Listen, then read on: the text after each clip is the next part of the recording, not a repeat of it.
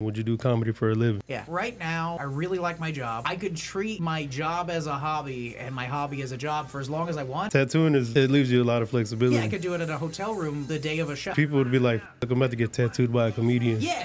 But okay, let's...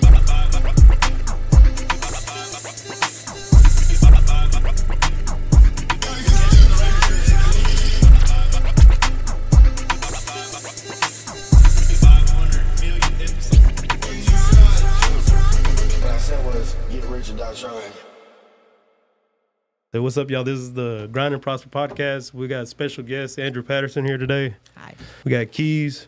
And go ahead and introduce yourself and what you do. I'm Andrew Patterson. I run Comedy Avenue in Lawton, Oklahoma. I'm a tattoo artist, owner of Avenue Tattoo Studio, and comedian. So did I say tattoo artist too? I don't. Yeah. I do a lot of shit. So how did you start the tattooing first?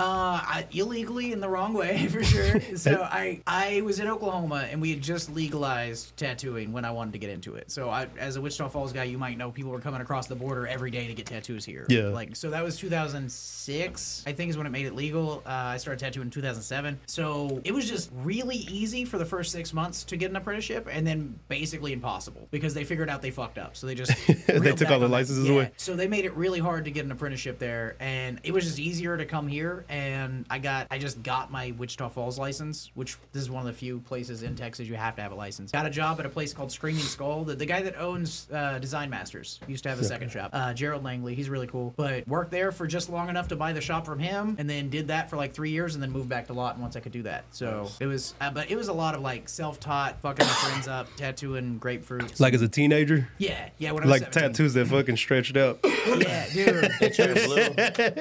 I have some bad tattoos I did on me, and then one of my friends, we're basically covering all the old work I did on him right now. Like, so you're making it up making it up to him? I'm trying to. I charge him like $250 for a full day, and just like. Yeah. Hey, I just seen Machine Gun Kelly. He's like I have windows. Yeah, he's got little. He's like, you can see a little peek right there. What kind of garbage I have under here? Yeah, he said those are my windows. He said you can see my old self. Yeah. No, but so it's like you're originally from Oklahoma or you're from Texas? Yeah, I was born in Lawton. I've never lived out of Oklahoma. Like I've lived in Lawton since I was 7, and I lived in Surreal, which is basically Lawton until then. Has anybody ever told you have a familiar face? I've been told I look like the dude from Blink-182. Then I shaved my head, and now I get Smashing Pumpkins a lot. Man, I don't know what it is. You do look familiar. I feel like I've seen you before somewhere. I'm somehow. okay with that. Well, you could have seen my mugshot in Wichita Falls because I used to give about 100 stickers to every client and just be like, stick them anywhere. So if you're like at McDonald's or whatever, you might still see my mugshot stickers. And it wasn't a real mugshot. It was just like a guy that worked for me at the time was fucking around on Photoshop. I was like, hey, I'll give you $20 to make me a mugshot, and then we put it on I don't know why. There's nothing to it. I just did it. Okay, so where did the comedy idea even come from? Okay, so it's a weird story. I've always loved comedy. We'll start there. I've always loved it, meaning I liked watching. I never really considered trying to perform comedy, especially when you have a good career. Like, why would you try to have another one? But I was talking to my friend Cody, and he was like, man, I really want to get into stand-up. And I was like, well, you're funny. You're a good joke writer. Get out there and fucking do it. He's like, it's not that easy, man. I got stage fright. I was like, everybody's got stage fright. Quit being a pussy. And then I was like, oh, I can cuss, right? Yeah. Okay. Yeah. Some podcasts, like, for shorts, maybe bleep it out. I don't know. I was mad at him for not pursuing something he wanted to do, and I realized, I've been kind of wanting to and curious about it for a while. I just didn't want to admit it to myself because I was scared. So in an effort to not feel like a hypocrite, I just went to the soonest open mic I could at the Looney Bin. I wrote what I thought was 4 minutes of material. It was not. It was not 4 minutes, but I did it, and I survived the 4 minutes. And then after that, I did good my first set, and then I ate shit like probably 7 or 8 times in a row after that. Like, it was like, good, thank God, because otherwise I would have probably gave up at 5. Yeah. And then did really, really bad for a while, and then kind of got it back, and then the Looney Bin closed, so I started having to do stuff other places. But where was this place at the Looney Bin? Oh, that's Oklahoma City. So damn. Yeah. Yeah, so I was driving just like on a whim, you just drove all the way to Oklahoma City? Not on a whim. I'd been trying to get in at Bricktown. They have an online sign up. So my theory was I don't want to drive there and not even get to go up. So Bricktown had an online sign up. I tried for a couple months, and I never got through. And then I told my wife, I was like, hey, I'm just going to drive down there and fucking do it. And she was like, yeah, that's not that big of a waste of time. Like, try it out. So I waited till it was like the perfect day where nothing was going on, took off, did it, got up my first night, and never had a problem getting stage time after that until the Looney Bin closed either. And then stage time got hard. Why do you feel like it's like a? Because they were saying in Dallas and stuff, it's like kind of like a crowd thing, like who you know, and yeah, that's what it like how it is out there. Yeah, Dallas, there's a lot of if you're friends with somebody on the lineup, you can usually slide in. If you want to do, okay, I did an open mic in Fort Worth. I know it's not technically Dallas, but close. Yeah. Open mic in Fort Worth at people Hyenas. would get pissed about that. I know. They're in the same area. Actually, that night I was like, I thought I was in Dallas. I didn't even know. I just typed in Hyenas and fucking went. But I said something about being in Dallas, and this dude did get real weird. But okay, their lineups. Watch your mouth, motherfucker. It's an open mic, so you assume like maybe 20 people doing 5 minutes. No, it's like 180 people. I was number 20 on block 4. Each block has like 35 people. God, so it's like 2 or 3 in the morning, and I got 2 guys in the audience. 2 drunk motherfuckers, dude, too. I'm sorry, it was 3. They were really drunk. And then the comics that were going after me, that was the only people in the room. So there's a total of 5 people in the whole room. And I'm like, I was going to do some jokes, but can I just talk to you guys? It's fucking weird to do jokes for 5 people. So I just like crowd worked my way through it for the 3 minutes or whatever I was allowed to get. Hey, they said that's balls. They say you can go ahead and come back again. Yeah, well, that's the thing. Nobody was there to say anything. Like the owners are gone, the manager's gone, like the waitresses are just cleaning up. Like it was that's nobody's fucked there. up. Yeah. Oh, man. So nobody knows that I did that. like I will say the dude that was working the door on my way out, I was fucking around with these twins, and I was like, "You guys together?" I don't know why I said that. On the way out, the guy goes, "Hey, remember when you thought that twins were gay?"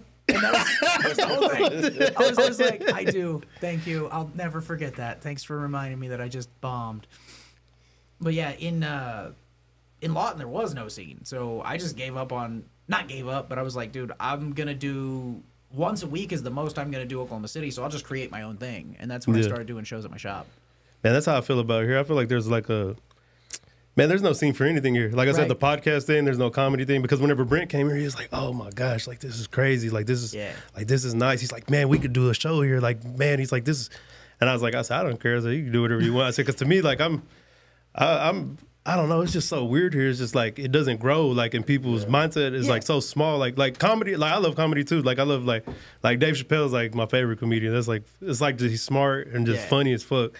And it's just the way he puts it together. And I'm like, damn, that'd just be crazy. And then like Ralph Barboza came out and I was like, damn, he's out of the fucking Dallas. So I was like, it's like, if anybody from here did it, I wouldn't even mind. Yeah. I think like, what is it? The Deep End is probably like the only place here. The Deep End, Stone Oven has like a open mic they just started on Tuesdays. So that'll be tomorrow. There was a place, I wish I could remember. It's like called like the Tap Room or something. Oh yeah, where they got the fucking flights. Yeah, I got drunk there before. They had one show, and apparently that show pissed off the owner because the comic they hired was just not very professional. I don't know what happened. He said, "Give me a drink of that." He's like, I have no idea what happened, but I've been told that ruined that room for people. But I've heard people talk about trying to open one. I talked to a guy he's a business owner that has like 5 different businesses in town. And he was just like, "Hey, I saw what you were doing in town. I'm friends with one of your friends. I was just going to see if I could talk to you for a minute." I gave him ideas. I told him what I could do for him. I told him who I would recommend working with. And then he found some real estate he was interested in. And then he got bored with that and went somewhere else and didn't do it. No, I told him I actually thought about it here. I was like, because I don't know. You see how like there the staircase is? I was like, it'd be perfect. Just let someone perform just right there, and then kind of like do like a limited ticket type deal. Let people get on the balconies. Let people get down here, just everywhere. That would be fun. And then just like, you know what I'm saying? Then it'll be dark as hell. Just put the light on him, and then just have a crowd here. I will say one thing. Anytime you have a comedian here, we're all gonna say the same shit. We're like, dude, we could do a show here. Yeah. We'll say that at Taco Bell though. Like, yeah. Dude, we could do a show in the bathroom. Like, we all just want to do it more. It's the most addictive thing. Yeah, because you never know who's funny. Because I've met a lot of funny ass people, like just shit anywhere. Yeah. Like I've met bums that were funny. Yeah, dude, I probably most of them actually. I think I've met more people that are funny off stage that I think would be good comedians than I've met comedians that I think will be good comedians, if that makes sense. Yeah. Like people that are just scared to get on stage. That's the. You're like, man, it's a lot of people are funny. Or some people probably couldn't even think how to put a joke together or something, but they're just funny as fuck, just the shit they say. That's what, and also we do these shows where, so I try new jokes I call them trying joke shows. We just write out as much material, like let's say I've been writing for 3 months. I go, all right, we'll do one. We'll go do an hour, me and one of my friends on stage at the same time, and I'll literally just look down at a sheet of paper and go, all right, here we go. It's about half and half good. And then the other half, your friend just roast you for how dumb that joke was. And that's how you sort them out. No, I saw that. I was like, I saw the like how you built the stage and stuff. I was like, damn. I said that's not even too hard. I was like, it looks bigger. Like on video, it looks crazy. It looks like fucking like a real set and everything. I was like, damn. And then I don't know how I seen it. Maybe it was on your page or something. I might have seen like the actual picture. Videos and yeah. And I was like, damn. I said that's really not much. I was like, I said, man, it's easy. I was like, this motherfucker got some imagination. I was like, because that shit worked. Well, that's the thing. It was me and my son built that stage in a day, and it's built weird, but it's basically a sheet of plywood, so it's 8 feet wide. And then I was like, okay, a sheet of 8x4 is not enough. We added another foot though. It's only 8x5.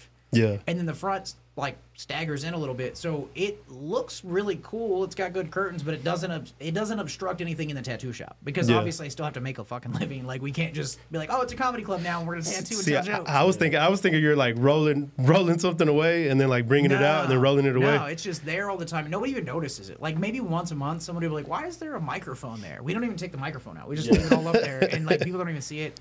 And then we have folding chairs just hidden, like they're behind a locker and then behind the couch. But I remodeled the shop so I could hide chairs. Like, it's fucking nuts, but it works. No, that's cool. So how many how was like the first reaction to it whenever you first opened? Okay, so I already was doing one at my other shop where it was really like, hey, we're gonna throw together the stage real quick. It was even smaller. Throw some curtains up, hope it works. And people had seen that, so they were expecting another one of those. And then the first show where we had people out, dude, the amount of compliments I got was like, dude, it was all worth it. Like, I was like, I feel like we did a good job. But getting a crowd was easy the first show, and then it was hard as fuck for 8 months. Like, it was really hard to build an audience. And now we are consistently getting about 35 people a show, which is not crazy, but we only fit like 40, so. Yeah, that's not terrible anyways. Like, especially like for, I don't know, like, people want to see like a big name or something, like just to come out and just come see it. Yeah, people are just coming to see comedy, and that's when you come to Comedy Avenue, you're not, and I'm not trying to do like a commercial, but you're not coming for the name on the flyer, so I stopped putting fucking names on the flyer. I just was like, hey, if somebody, every show for probably 3 or 4 months in a row, somebody would bail out, and then I'd replace them with somebody local. So I was like, why not just not put names on it, and everything's a surprise. Yeah. So people just assume that the show's going to be good, or if it sucks, you know, you got a story to tell, so... Look, I asked Brent this too. If you could do comedy for a living, would you do comedy for a living? Yeah. So right now, I really like my job. That's what he said. I could treat my job as a hobby and my hobby as a job for as long as I want, and then I would have 2 options. Well, see, you know what? Tattooing it leaves you a lot of flexibility. Yeah, I could do it at a hotel room the day of a show. Yeah, people would be like, fuck, I'm about to get tattooed by a comedian. Yeah. But okay, let's say tomorrow what happens to Ralph Barboza happens to me, which I don't think that's happening tomorrow. But let's say it does, and I'm selling out clubs all over the country. They put you up in a nice hotel room.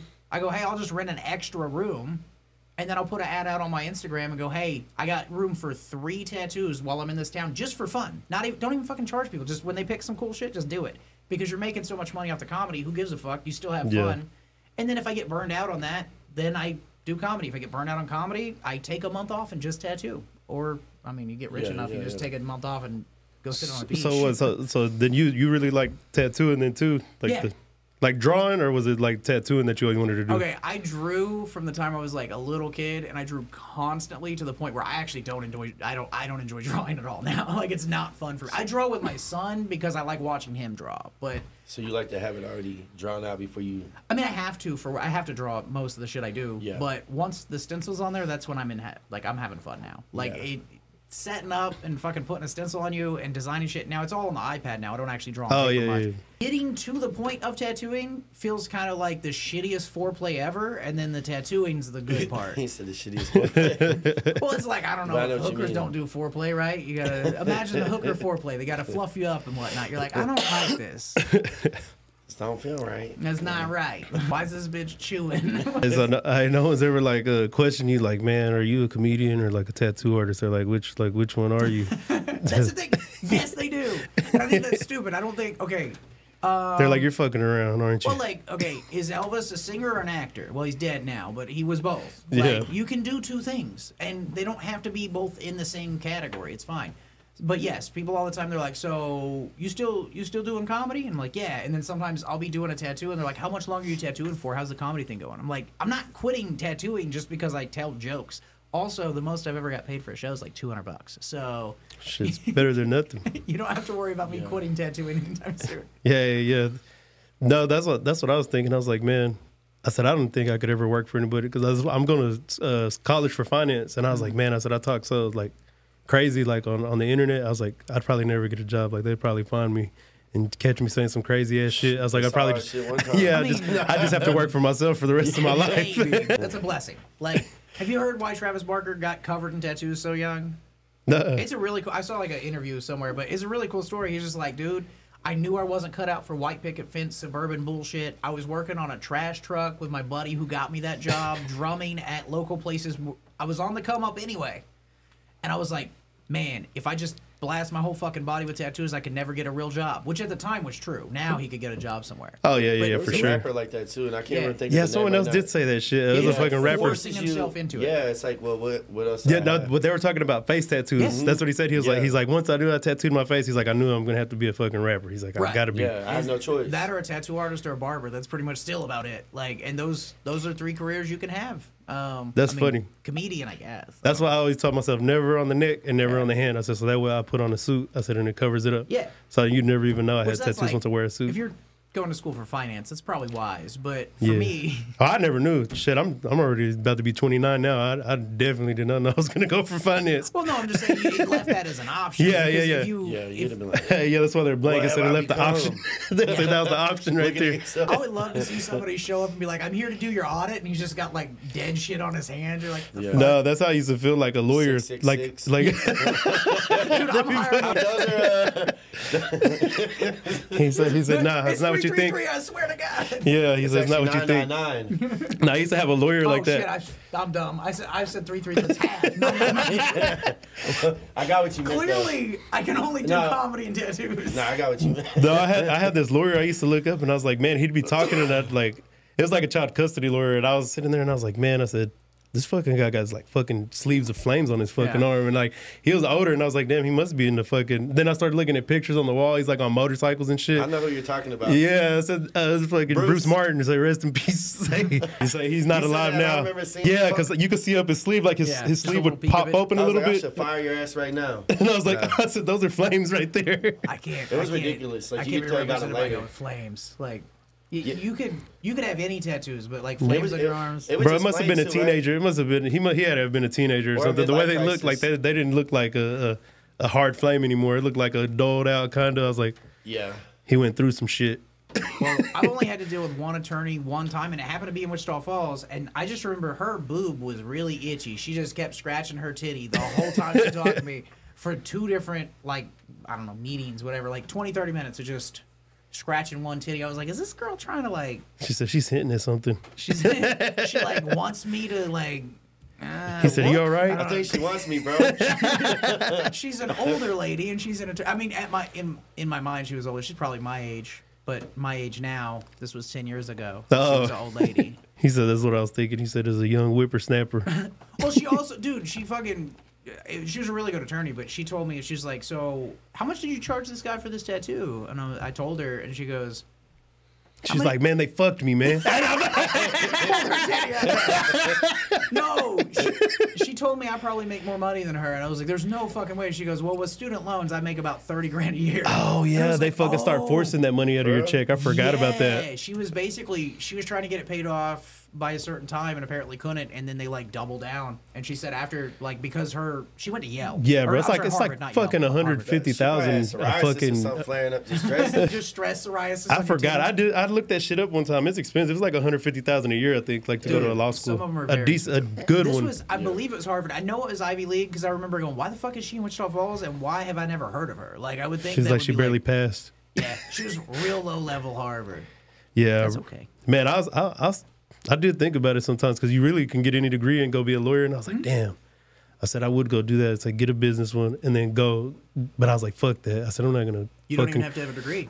Oh, for real? Yeah, you can go to California if you can pass the bar. You're an attorney, and then after 3 years, most states will grandfather you in. I looked in it one time. Here's what happens when you do tattoos for a living. when it was slow, prison lawyers. I would just research shit because I'd be like, man, if tattooing doesn't work out in the next 3 days, if nobody walks in the shop in the next 3 days, I'm gonna be an attorney now. And I just did it take a while for that? Get out there, like your tattoo shop. Like, did it take a while to get clients? Yeah, it was. So also, I sucked when I first started. So there's that. So you were in the shop.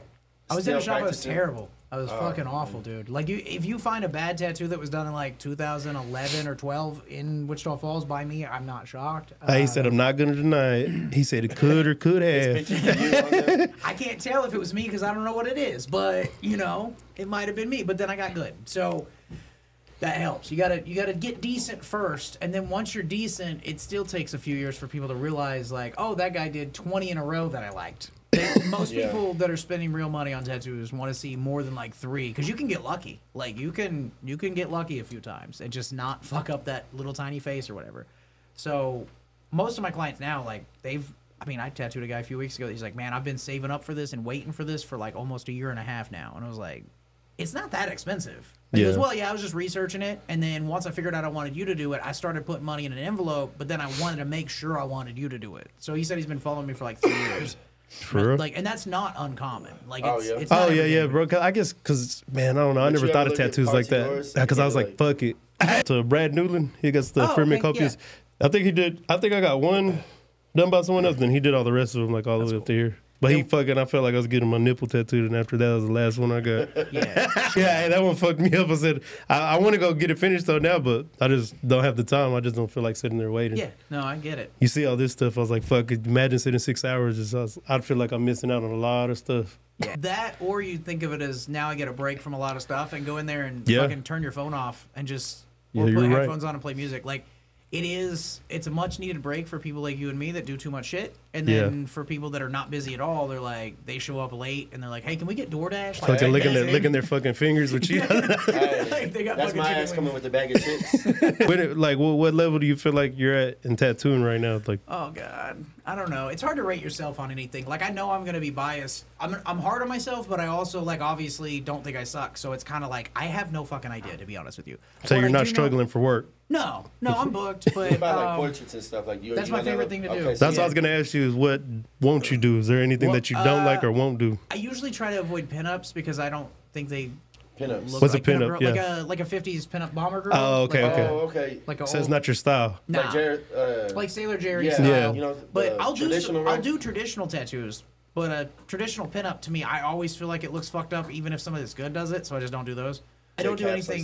AJ's really good. Mm-hmm. I don't do anything like anti-religious or anything like I'm not gonna do 666. He said no devil worship. Yeah, just man, I'm not even religious. I just don't want to feel bad. Like, that's what I was gonna ask you. Says, are you religious or anything? No, I was brought up really religious, but no, it just doesn't feel right, so you won't do it. Right? Yeah. Like certain tattoos you won't go. Yeah. If it sounds kind of crunchy to say if the vibe is off, I'm not gonna do it. But if I feel weird about it, usually I'll try to talk you out of it. I did recently do one that I almost tried to talk the guy out of, but he'd been thinking about it for a while, dude.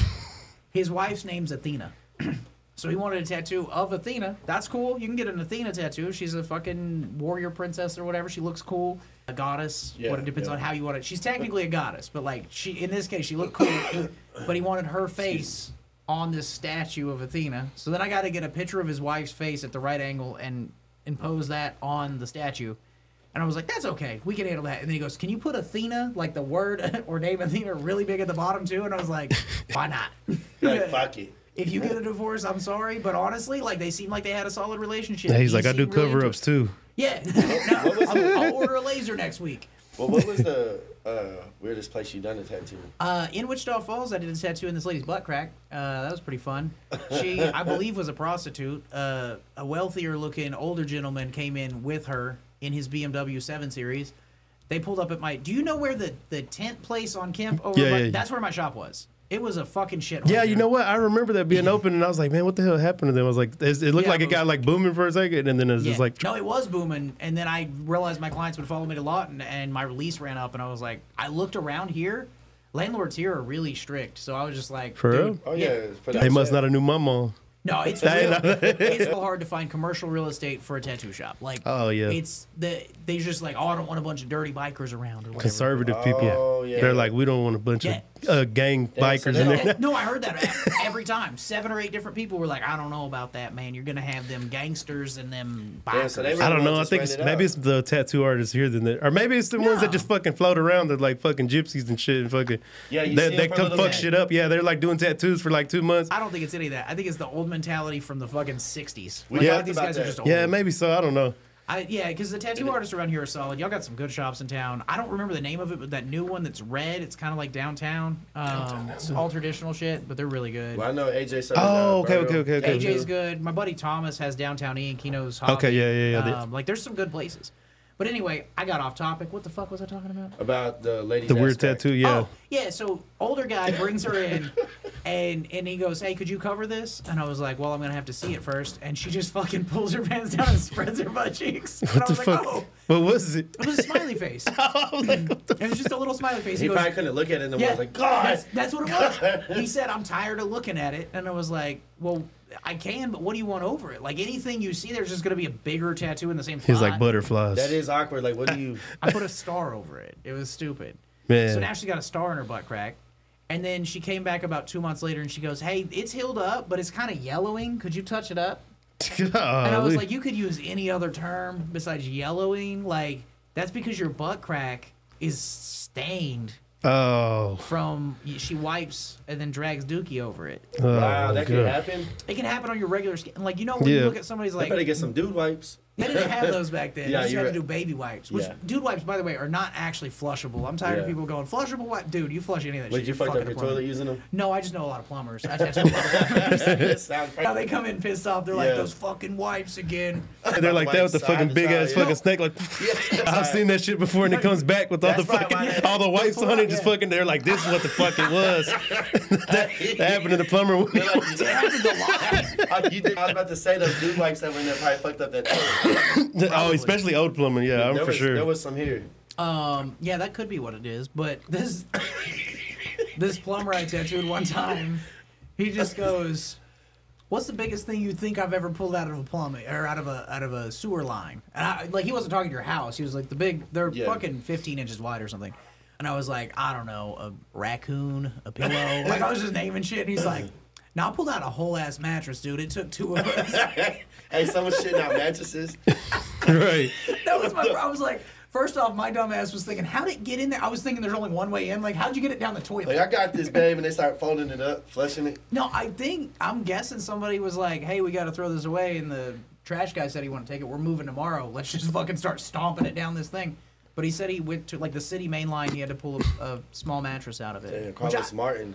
Yeah, my friend works for the city. Oh. They were doing all kinds of fucked up shit. Yeah, he'll be in fucking like waist deep in fucking water and be like, I'm like, man, that ain't for me. That's fucked up. In the heat, and then you'll see him like in the middle of the night, on call. In the morning, water everywhere. Yeah, did he choose this job, or does he just? I don't know. I think he likes it. I don't know. We've always drank a lot and everything, but he's always kept the job, like no matter what. And I'm talking about serious drinker. Like, I mean, like, we wake up drinking. Maybe that's what you need to get through the day at that job. Maybe so, because, like, sometimes he's like, hey, can't drink tonight. Like, I'm on call. He's like, I might have to go fix a leak. He said, usually there is one about every night. He said, so I might have to leave. He said, I'm only going to have 1 or 2. I can't drink. I just need 1 or 2. He's always been a hard worker, though. Handles. My brother's on, he's a lineman. He's on call for shit all the time. I never even thought about that. I guess you can't, like, if they're going to ask you to drive a fucking commercial vehicle, you probably shouldn't be wasted. And then what? I'm pretty sure they got to swap like weekends and stuff whenever they're on call, and they're like, man, they're like, you fucking, they're like, you dropped the ball on this one. They're like, you're fired. And he's like, I'm sorry, I was at a party drunk. I was getting wasted. Yeah, you know that happens the rest of them, but they're pumpers in the oil field, so when them tanks can overflow, if something goes wrong and they get a alert on their phone, and they can be sleeping, tired from working in the heat all day, but if that goes off, you need to get out there. Or it's gonna get all over like farmers' land and shit, And then you're gonna have real problems. Then the EPA comes out. Will sue. Their cows can die and shit. I think that would be the biggest problem if you're working in the oil field and you you're obviously leasing people's land all the time. So I feel like if I'm a landowner and I go, this company's got billions of dollars, it's bad, bro. It seems like opportunities just. You're like this. They're in their house. They're like they spill oil on the ground. I saw one drop, babe. We're getting a Bentley. Yeah, they get their heads shot because they don't put the fence around. I'd be pissed if I was a rancher, bro. Yeah. Why? Because them cows are expensive. They be out there bloated. They bury them and shit real quick. Oh, you got to think cows are expensive, bro. Yeah. Well, I mean, how expensive? Like $1,000 a piece? I think it depends who you know. Like if you're big in it, I think they get like credit and stuff. Like they have really. I mean, I've never really looked into it. I just know I've known people that like bought a whole cow and then they split it with their friends and put it in the deep. Hell yeah, cheaper. I wish I had friends like that. So we just butcher a whole cow. Yeah, we just. I'm gonna say we're buying an Angus. I say we're buying an Angus cow. So we're gonna make burgers and steaks. Dude, I would buy it and then be like, "This guy's cool as fuck," and I just put it on a leash and like walk it around my neighborhood and forget to kill it. So that wouldn't work out for me. Yeah, that's what I'm saying. Tough. Getting close to. I'm an animal person, so it'd be hard. I like to eat them, but shit, I ain't trying to. I don't feel like a cow got too much of a brain anyway. So think about it. Dogs though, bro. I don't know. Yeah, they're like some of them are pretty cool. Like if you're, they scratch like dogs and everything. Dude, they act like really dumb dogs, but they act like dogs. Yeah, it's because the way they just like they scratch their ears and shit. Yeah, they just like wander and they're just like. They just don't seem like they're thinking about much. Yeah, I don't think about. Yeah, they're just grazing. Eat grass, take a nap. They really don't be giving a fuck. They don't need to. Yeah, that's true. They got sunshine, trees to go in there. I think they're just, they used to probably be like alert to predators, and now they're like, well, shit, we're in a big herd. This guy's gonna protect us. We don't know he's gonna eat us. We're gonna get, like. I know for sure in Mexico they don't treat them as good because they were like, oh shit, they're like, man, this guy's cattle's out over here. They're like, fuck. They're like, you know what they're gonna do? They're gonna call the fucking police and they're just gonna come fucking shoot them because it's gonna kill you. The motherfucker runs out on the highway, and in Mexico they drive crazy. Like on the highway they're going like 70, 80, almost a fucking 100. Like they don't give a fuck. And then the fucking cow comes in front of you. And just, yeah, cow's not a fun thing. Yeah, they probably seen so many people die because they're just like, they're like, we'll just kill them. Oh yeah. Nah, that really watched the first podcast. You hear him? They broke my ribs. Oh, for real? The seatbelt. Yeah. I was leaving his house, going to break from his house, and it was probably like 11 at night.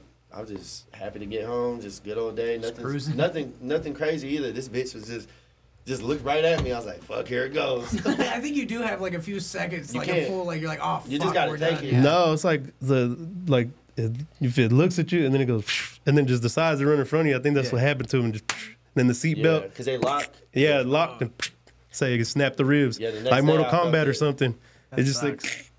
I remember calling them. I was like, "Oh, I just hit a deer," and I didn't feel it because I'm out checking it, and they sure enough is leaking and shit. Deer. I said, "Is the deer okay?" So I was shitty because no one took me serious, bro. Like at first, they thought why would I be out here in the middle of the fucking highway? I was like, "Yeah, bro. Some guys pulled over with me, making sure I'm all right." He said, "We both hit him." Yeah, it was bad, but sorry. I've heard of people hitting fucking moose and fucking up their whole car. Like I've seen one that was like not even full grown, and its shoulders way taller than I am. Like Minnesota and stuff, they're bro. huge. Yeah, I want to go out to Canada and just like cruise around till I see a big ass moose. Look, this is a question in the comments now. He said, "Would you rather tattoo for a whole day or 3 nights in a row of comedy?" Well, I tattoo for a whole day every day, so 3 nights in a row comedy. Just based off contrast, like I get to tattoo all day, anytime I want. So, like usually I have 4 appointments a week. They're usually I start actually tattooing around 1. I'm usually not done till 7 or 8. So, look, have you seen Joe Rogan talk about like how he started getting ready and doing comedy like every day, like a whole bunch of little short ones? Like could you do that? Yeah, I would love to do that. Like. It sounds hard. The reason it's hard what he was doing is because he's trying to polish something. Yeah. If you just said, hey, do comedy 7 nights a week, you get energy from doing comedy. It's the only thing you can do that I know of that doesn't make me tired. So like what's your type of comedian that you prefer to watch? Like what's your style? All over the place, dude. So Bill Burr is one of my favorites. Bill Burr. I have seen him live. I'm fucking stupid. I saw Theo Von live, which I was expecting like not great comedy because on a podcast, he's great. And then his first special that I saw was not phenomenal. Mm-hmm. But in my opinion, he's the best comedian I've ever seen. I've seen about 500 of them. I think that motherfucker is just funnier just in real life, period. Like, not even as a comedian. Yeah. Like, the person that surprised me was Joe Rogan. I did not think Joe Rogan would be funny any type of way. But I got to see Dave Chappelle live, and they're good friends. So in Las Vegas, Joe Rogan opened up for him. Yeah. And I was like, man, no fucking way. I was like, Joe Rogan is not funny. And then I was like, holy shit. And then it was badass because then he's doing fucking UFC like an hour or two later doing a big ass fight. When Conor McGregor broke his fucking leg, That fight, snapped, Joe Rogan was there, and he was like, "How do you feel?" He did stand up for fucking Dave Chappelle that same night. I'm not surprised by that at all. But the thing about comedy, taste is a weird thing, but also some of the guys that are the best live don't translate to video very well. One of my favorite comics is in Ireland. His name's Danny O'Brien. I saw him live 3 nights in a row, and it was all different material. He did one joke twice. Other than that, it was all new shit. So you see him 3 times doing 15 to 20 minutes each time, hosting a show, and it's all different, and he was incredible. And then you watch videos of him on his Instagram, and it's like, maybe he got the wrong editor. It might be that, but you have Theo Vaughn, same thing. Bill Burr, good both ways. Bill Burr's better live. Joe Rogan's way better live. I've never seen Chappelle. I had tickets to see Rogan and Chappelle in where was it? It was in Louisiana, and then COVID hit, and they postponed and postponed and postponed, and eventually they just said, "Fuck you, you don't get your money back." Damn. I lost $700. Wow. They said I could get basically a store credit for the Smoothie King Arena. Yeah. And I was like, dude, I'm not driving fucking 8 hours to see Elton John in 2024. This was 2020. Fuck, I would have seen Elton John no matter what. He is a legend. I would love to see him, but I'm not fucking driving that far. Yeah. No, and there was no kind of refund option. It was stupid. But yeah, I was going to see Dave Chappelle there. And Chappelle has his own club now. No, I didn't know that. Same thing as Rogan in Ohio, Dripping Springs, Ohio, or something like that. Fuck yeah, I think he did the same exact thing. I mean, I think it's so cool though, how all these comedians are in Austin now, and a lot of people from California are moving to Austin. It's it's not the new Hollywood. What kind of is? I don't know. Austin's kind of fucking weird already. Yeah. Anyways, Austin is kind of weird. Me and my girlfriend were there, and the bums are really out there crazy. And she was like I don't care. I'll talk to a bum. I don't give a damn. And plus, I was hungover. And he was like, "Hey, man, you got some money?" And I was like, "No, I don't got no money." I said, "But I got this beer." So here, you can have this beer. And she was like, "Can you stop talking to us?" And she was like, he was like, "You're the fucking weirdo." He's like, "You're in my fucking backyard." He's like, I'm talking about this motherfucker had a big old top hat on. And I was like, they're eccentric out there. Yeah, they don't give a fuck. Yeah, so I was bums are aggressive. Yeah, it's like another California I say out there. What? Yeah, Skid Row's more. Yeah, that's ground. No, I'm telling you, this motherfucker was wearing a top hat. It's like you might have just chose to be homeless, and this is the life for you. Dude, he might also be a magician. You don't even know. He might have a job tonight, just telling jokes or doing tricks or something. Yeah, people playing guitar, talented people. It might just be a fucking drug addict. Talented schizophrenics. Yeah. There's a guy out there named Sturmworm. I shit you not, his name is Sturmworm. He's actually a good rapper. He just is really weird about it. But I saw him at an open mic. I was at an open mic. I was going to perform, and he goes up, and he's got this fucking little boombox thing. It's not a speaker hooked to his phone. It's its own little thing, and it looks like a tiny version of a big boombox. He throws that on the stage, cranks it up, and then walks around and fucking raps for however long it's 3 songs worth. It was a 4-minute set. And he basically did the thing where, I don't know, you do music, where you cut out a lot of the repeated things and make a short song for live performance. But he did 3 songs in 4 minutes, and it was good. I looked him up. He's a full-blown schizophrenic DoorDash driver. Wow. The only thing holding him back is it. Yeah, but he's got a podcast. He goes in once every 6 months or so and records an hour-long. What's his name? Sturmworm. He's interesting, dude. I like him. He's the stuff you can see online. He did. I'm not trying to pick on the guy. He did a fucking music video for Yard House. It's basically a Cheddar's type restaurant. Mm-hmm. He did a Yard House commercial when he worked at Yard House, and he wrote a song for Yard House. And it's not. I wouldn't say it's good. It's better than you would expect. That's all I'm saying. Is it catchy? It's catchy. I liked it. I guess I'll go eat there. I was like, fuck. Yeah, that's exactly. I was like, man, I could get some fries. Your wife's like, fuck, 5 times this week. Why are we going all the way to Austin to eat it? Just in case he's there? But yeah, dude, I watched a whole episode, or listened to a whole episode of his podcast once, and he was talking about how his dad keeps checking him in and out of these, I forgot what he called them, but mental hospitals of some sort. He's behavioral centers. Yeah, he's stupid ass places. He's like adult daycare. No, for real. He's like, man, it sucks being schizophrenic because half the time I'm cool, the other half the time, and they don't know. I might kill you.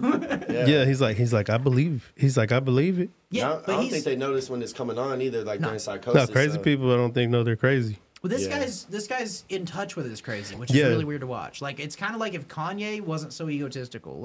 He's a little crazy, but he's got a reason to be. I think he's pretty normal, though. Yeah. He has been through a lot. You think Kanye is? Yeah. Okay. It's just whenever, I don't know, sometimes he's just over the top shit. You're like, all right. Yeah. And then he just goes.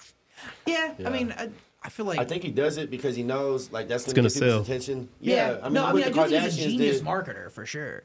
But also, you look at guys like, I don't know if Justin Bieber is a good example, but I watched a documentary about the kid Leroy, and Justin Bieber's on there. Yeah. Justin Bieber like smacks him on the ass and kisses him, and is just like weird. And you go, oh, this kid hasn't been a fucking kid yet.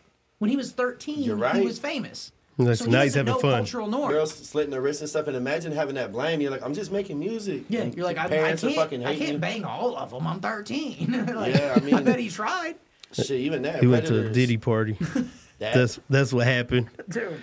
Hey, no, That there's shit all sounds scary. there's all kinds of crazy shit now that's happened too, like the fucking Dan Snyder thing. I was Oh, like, yeah. remember That that fucking sucks, that man. movie Good Burger? Yeah. And I was like, holy shit! I was like, that's the guy. I was like, that's the fucking manager. Carly and all that shit. I was like, yeah, no way. Yeah, that's what my daughter was telling me. She was watching that. I was like, I said, I didn't even know that was on TV There's anymore. a lot of weird foot Drake shit and on Josh. iCarly. Yeah, Drake and Josh. Drake That's- and Josh, if you watch it, there's product placement of like everything says Snyder on it. Like this would just be Yeah. a Schneider for real? cola or something. That's This what will we be should- Schneider water. No, I didn't know that. Yeah, there'll be like it'll just say like right here under podcast, like brought to you by Schneider, like everywhere. His name's all Yeah. over the place. You don't notice it till you know who he is, and you go, oh, the fucking monster. But Josh and Drake still checks out. Like I was watching it with the kids. It's not a Suspect bad happened show. with Drake, but they say something happened to him as well. Yeah, It's they just- said the Yeah. fucking acting coach or something Yep. got him away from the dad. Like the dad was like, fuck this. Like I don't like this. Like I don't want him with my son like that all the time. Yeah. And then he got him away. The mom divorced him and fucking like put a restraining order and kept him away. Yeah, it was rough. I saw a documentary about it. Like they were, Yeah. The I think it was an acting coach, might have been a manager, but that Yeah, guy something like was that. giving him a ride like an hour every day, and then he's like, you know what? Instead of just giving him a ride back home, why doesn't he just stay with me? And mom's like, yeah, that makes total sense. Instead of driving for a fucking hour, you should just sleep on this dude's couch. And then he goes into graphic detail about what happened to him, and it's fucked up. I didn't even want to fucking listen to it. I said it ruined my childhood.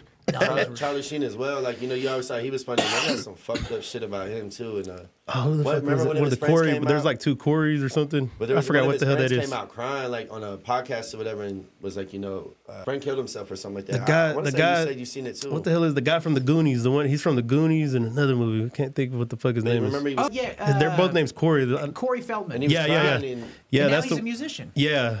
It was like a whole bunch of sad. crazy shit. I was Yeah. like, he was Okay, a story, so so- I was like, man. If I can steer the conversation in this direction, I'm not trying to run a podcast, No, but no. like that whole thing, people always ask me like, do you want to be famous? And that's the only thing I'm not interested in about comedy, but I also don't know how you sell tickets without it. And I'm like, Yeah. I think at this age, like, okay, if I were to, like, I'm not good enough that I should be on Netflix yet. But let's say in 5 years I'm fucking killing it. I think that would be a healthy place to start dealing with fame. You're But not I think if easily you're manipulated. young, I still think it's fucked up though. And then you got people just going, "Hey, I know you said it's your daughter's birthday, you won't perform on your daughter's birthday, but $75,000 in one night sounds good, right?" And you're like, Then you look back at all the memories you miss. Yeah, It's yeah. all an illusion. "Yeah, that's." And I don't think. I mean, I do like money, but I don't like money that much. That's why they say selling your soul. There's a lot you sacrifice Yeah. to have all that. So And I mean, I'm not saying I would be content forever doing what I'm doing, but you know how fun it is to perform for people that fucking got in free or only paid $10 that don't have anything else in a small town and just fucking blow their minds what every now about and your then. kids? Yeah. Do they look up to you? Do they like watching you tattoo and stuff? Do they? They're really interested in art. They don't think that my stand up that they're allowed to watch is that funny. But the stuff that They're I'm your good kids, at, though. yeah. Yeah, so they're gonna hate. But they think I'm funny in person. And then we did a festival. Matt Farrell put on a festival in where was it? Somewhere in Texas. Is this cool like old west town, early Texas. It's this cool ass place called Los Tres, and it looks like you're in a Western movie the whole time you're there. And there was one show that was kid friendly, and he asked if I wanted to host it, and I said yes, just because I want my kids to see me do comedy. After that show, my daughter comes up to me and goes, "Hey, I know I always give you a hard time, but you got the most laughs by far." She didn't say I thought it was funny. She was like, "I can tell they like you." And that to me was huge. No, yeah, Like- maybe it's just not for them, and they're Yeah. their dad, so it's probably Yeah. awkward to them. Like, But she thinks I'm funny when I do That's other cool. shit. Yeah. Like off stage, like being good. I'm dad funny off stage. On stage, she's like, "Why is it funny that you said you were trying to make mom a mixed baby? I don't get it." I'm like, because I wasn't for the record. I wasn't. no, hey, that's what I told Brent. I said, man, I said, you holding. I said, what is it, man? I said, you're holding back. I said, said, you're watching your mouth or something. I said, what is this? I just say it. He's like, just the kids and stuff and my wife. He's like, I just don't want to embarrass her at her job. And I was like, I gave up on that. Yeah, that's why I said I would have. If I'm going to be a comedian, I'm going to fucking. Yeah. I'm not saying that he's not doing it all the way, but he's pretty committed. I just got a bad mouth anyway. So I'm even real open with my kids. Like they see me on YouTube and stuff sometimes, like the podcast clips, and I'm like. Yeah, dude. They're like, my friend's seeing you, and I said, yeah, it's already too late. You know? The kid across the street will show my son a video that my son's not supposed to watch. Look, your dad's a piece of shit.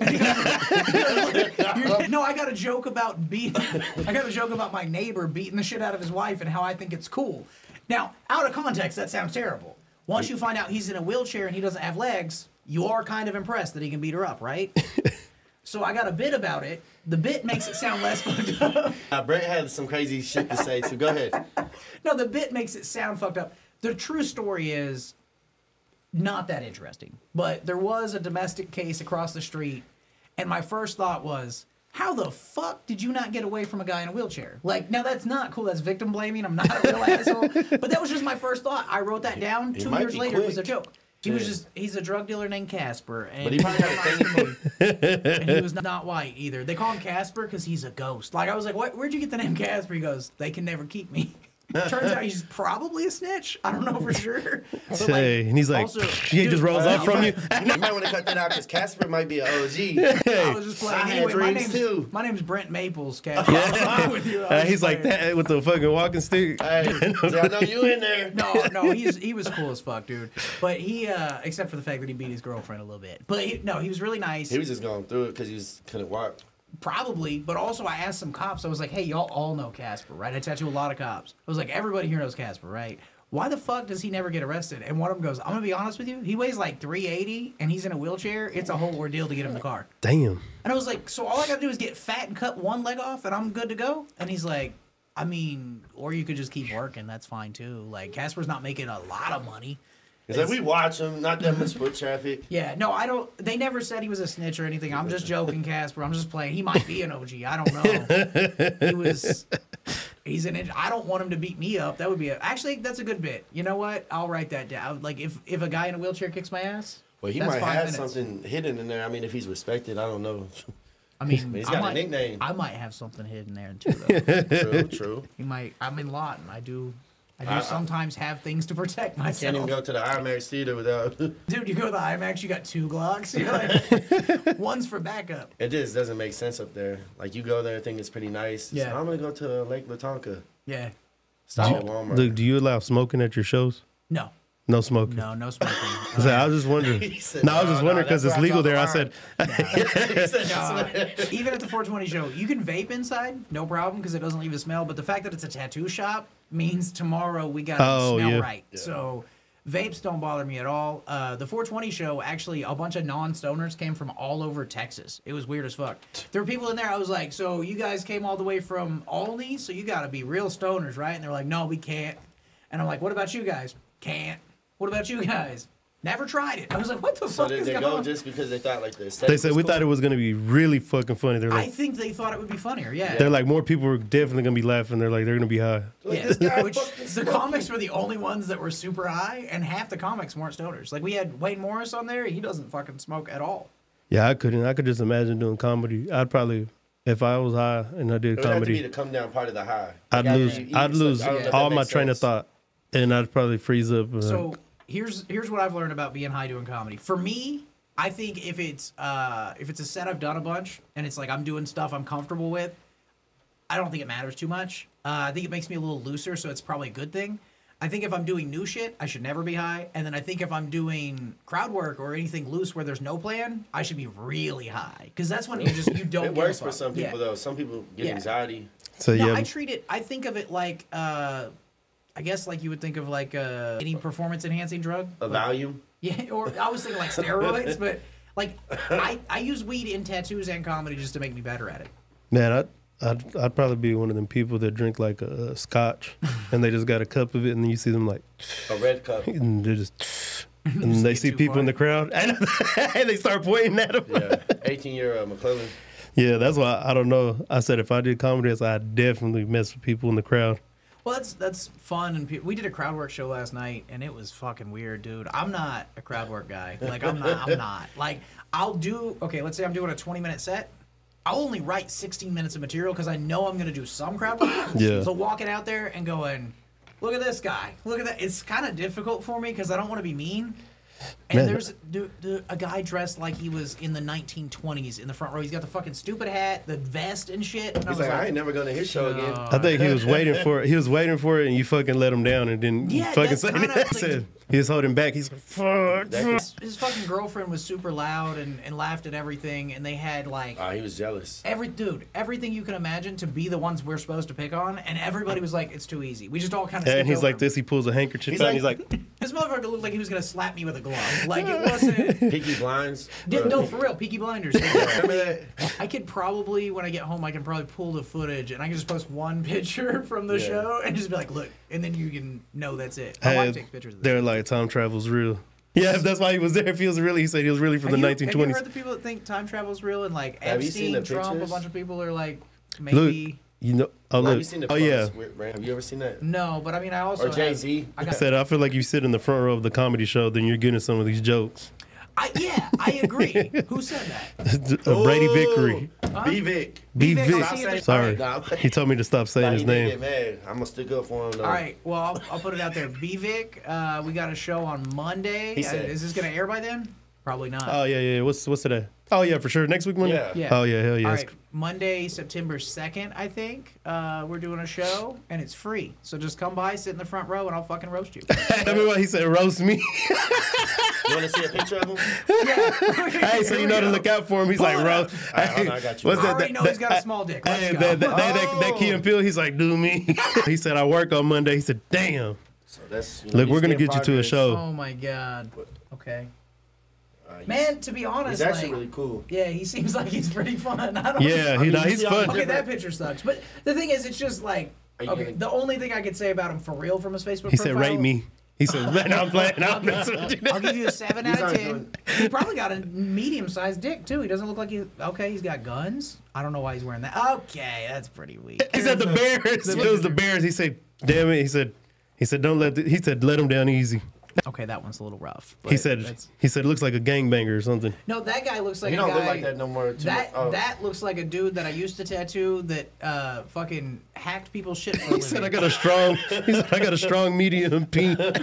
Strong medium. No, medium's a good size because you could fit more. Like the blood flow gets tight. Like you have limited blood, right?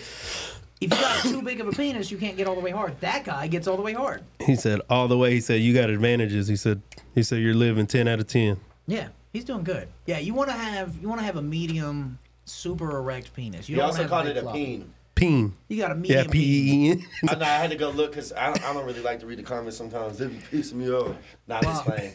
I mean, I guarantee you somebody's going to say something negative to somebody. Oh, YouTube is a motherfucker. I love it. Yeah. Dude, I don't mind. The thing I don't get on YouTube is when people go, not funny. It's like, well, then why'd you even fucking watch the whole thing and then comment? Like, no, I'm fucked up. I'll go back and look at their fucking page. And be like, I like the music person. Yeah, like one person, they were like making music and like beats and stuff. And I said, yeah, whatever, motherfucker. I said, because no one's coming to look at your fucking beats or music. I said, you're pissed the fuck off. That's usually what it is. Like, if you look at any negative comments, I bet you could go to 90% of them. Now, 10% is just going to be funny people that are like, dude, I just like fucking with people. Yeah. But the other 90, you would feel bad if you looked at their life after you went in on them, so I just don't, because I'm like... It's all typical. No, and it's a lot, bro.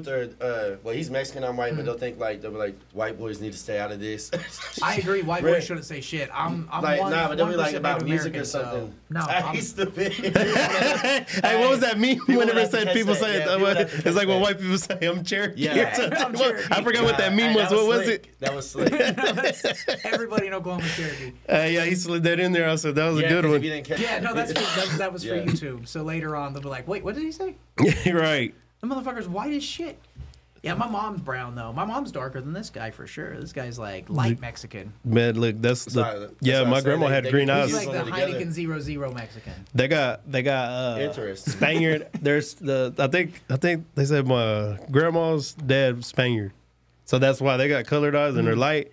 My grandma had green eyes and, like, blonde hair, so My dad even told me he thought my grandma was white whenever he was young and he was trying to get with my mom. Dude, my favorite people to tattoo, and it sounds super fucked up when you say, like, oh, this is perfect skin, but, like, you can imagine for tattooing, there's different skin tones and even, like, types of skin that are better. Asian people that are white as fuck and Hispanic people that are white as fuck. Like, Hispanic people that don't leave the house, best skin you'll ever see. Which sounds creepy. Stay inside, but Yeah. He's like, stay inside a little bit. Yeah, it's like smoother. So, and it also, like, the tones that gray takes when you tattoo a Hispanic person are a little more on the brown or red side, and then when you tattoo an Asian person are a little more on, like, the kind of bluish side if they're light. So you think you're better than me? Yeah, that's crazy. It sounds like whenever I edit the videos or something, they're like the temperature of the video. Yeah, no, it's not. That doesn't matter, though. It's like he puts them on a scale. Well, it is warm in here, reddish. I'll probably get a little reddish. Like but everybody's, tone is different, like more yellow. Yeah, and it brings out, like, when you do gray shading, it brings out that undertone. And some people just have beautiful skin. And, like, it sounds creepy when you go, dude, you got great skin. 10 minutes in, you're like, man, your skin is amazing. They're like, they're like, is anybody else in the shop right now that could protect me? Right, they're like, this is real elastic. He's like, the door just magically shuts. They're like, what the fuck? Hey, what's that? The Silence of the Lambs? You got a heart on? This chick I used to work with before I started professionally tattooing, I worked at a place called Wayne's Drive-In. And this lady I worked with goes, you want to see a picture of me getting my first tattoo? And I was like, sure. She shows me from, like, back when you take a Polaroid of everything in Wichita Falls. And then she goes, now look in the background. And I'm like, okay. I see an old biker. And she goes, look a little closer. And I go, oh my God, an old biker with a boner. Dude was fully erect after doing her little, like, front hip She's area. Like, yeah, tattoo. I caused that. Yeah. No, she was proud of herself. that. I just realized we could probably figure out who it was. I should probably message her and be like, hey, can you show me that picture again? Because I bet I know who it is now that I've been tattooing for so long. Like, I can name pretty much every tattoo artist that's been in Wichita Falls more than 5 years. Man, so that's crazy. That's a good story. It's like, you probably got a lot. We really need to do the Patreon thing. What's the Patreon thing? No, because Patreon, you can say whatever the hell you want. Like, there's like no holds bars. Like, you can say anything. Just like, really. I can't. You can. There's certain words I can't say. No. I'm saying like, because there's like, you know how they say like you get demonetized. Slurs, like, which ones do you say? They say it to me. Tell the truth. They say it to me. Yeah. Hey. I'm the only white boy in the group, so I get it. No, that's what I was telling him. I was like, man, I said, like, poor white people get it the worst. Yeah. I was like, because rich white people don't like them. I was like, black people don't like them. Mexican people don't like them. I would say poor white redheads are absolutely. Oh, yeah, they get it. At least I kind of can blend in, I guess, a little bit somewhere down the line. The red hair, it just makes you stick out. Like, yeah, like a sore thumb. They're like, you can't really tan. You know what? And I've known a lot of redhead kids that were poor, and probably lived in the same neighborhoods, and I'm like, damn, they did get it pretty bad. Yeah. And get picked on just because they got red hair. Some of them can fight because of it. Yeah, I know a redheaded Mexican that's like the realest white boy out. Thank you. I want to be a real white boy. How do I become the realest white boy? You just hang around me and he's like, I'll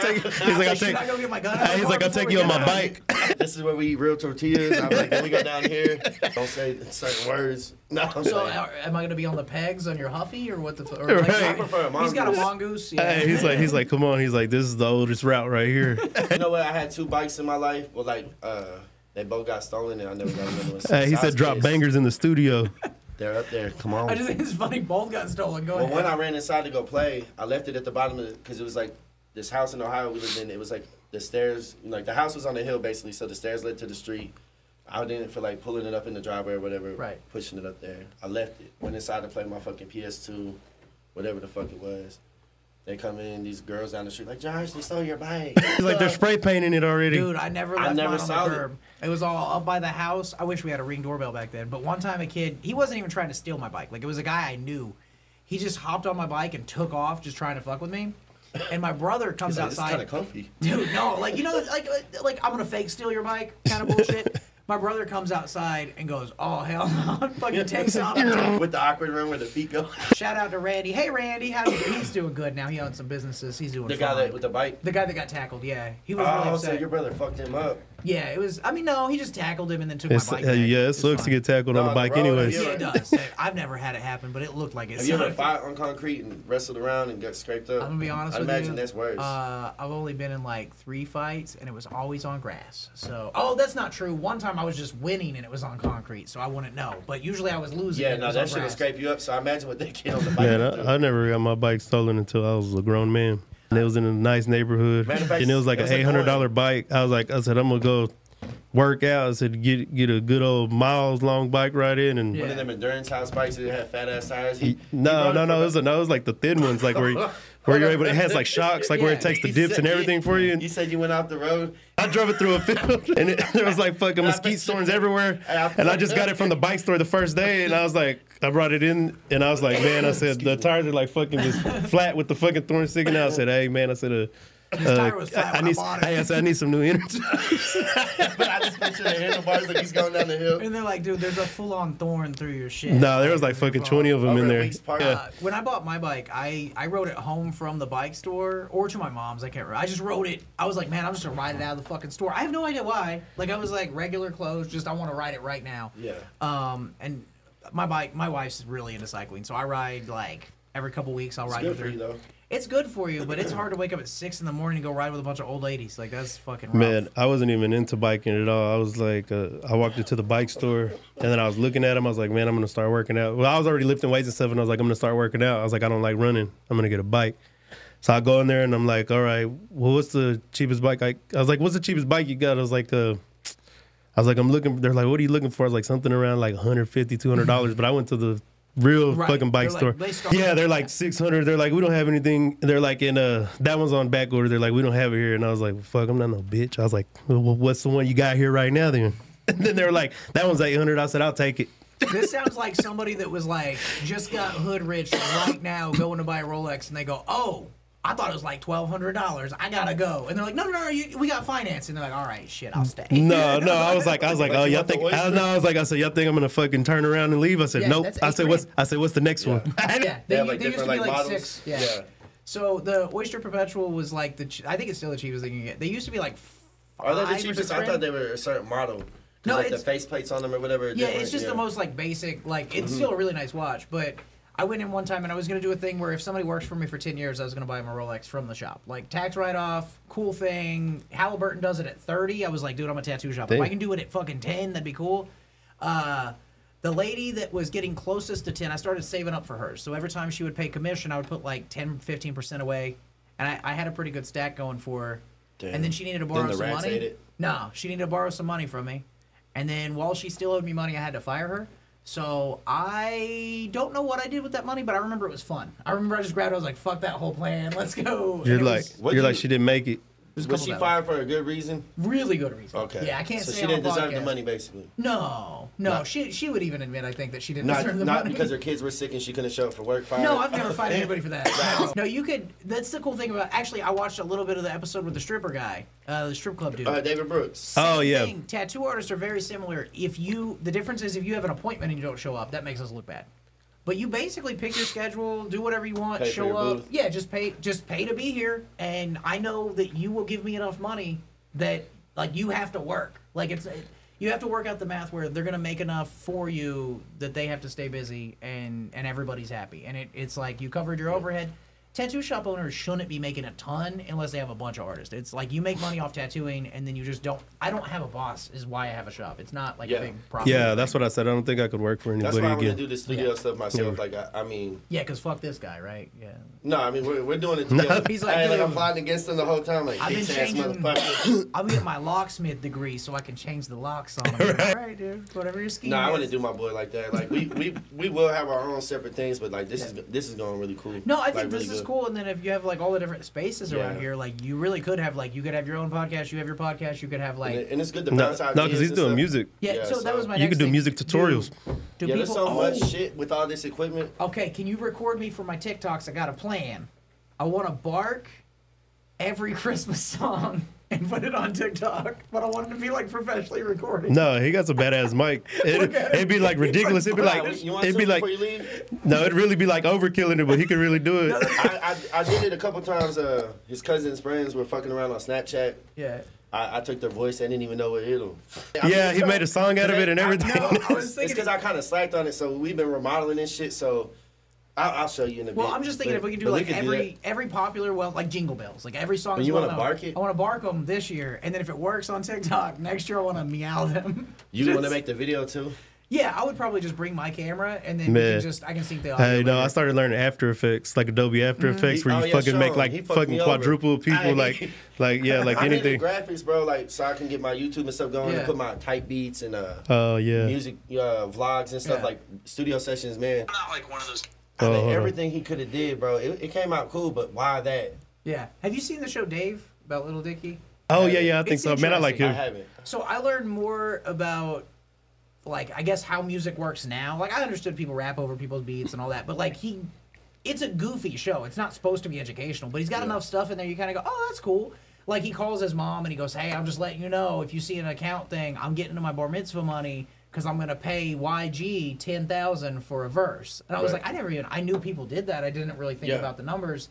And then you hear in songs they'll say like how much they got paid for a verse. And I'm like, that doesn't, like, or you got Polo G has, oh, fuck. Yeah, but I seen it was an extreme amount once you got big. Yeah. Well, so you're paying basically, because now, like you get Drake on your track, you're going to make money. Well, that's the whole point, or at least you're paying for the recognition. Yeah, you could go like, hey, I'm going to pay Drake $400,000, but I know this song within the next 5 years is going to make you way more. Yeah, and now it's pretty, it's not even like, they're not even making it fake. They're just like, send me the track. You found it? Yeah, look. They were in Mexico. He took a stupid ass picture of you. He's like, I need graphics for my beats.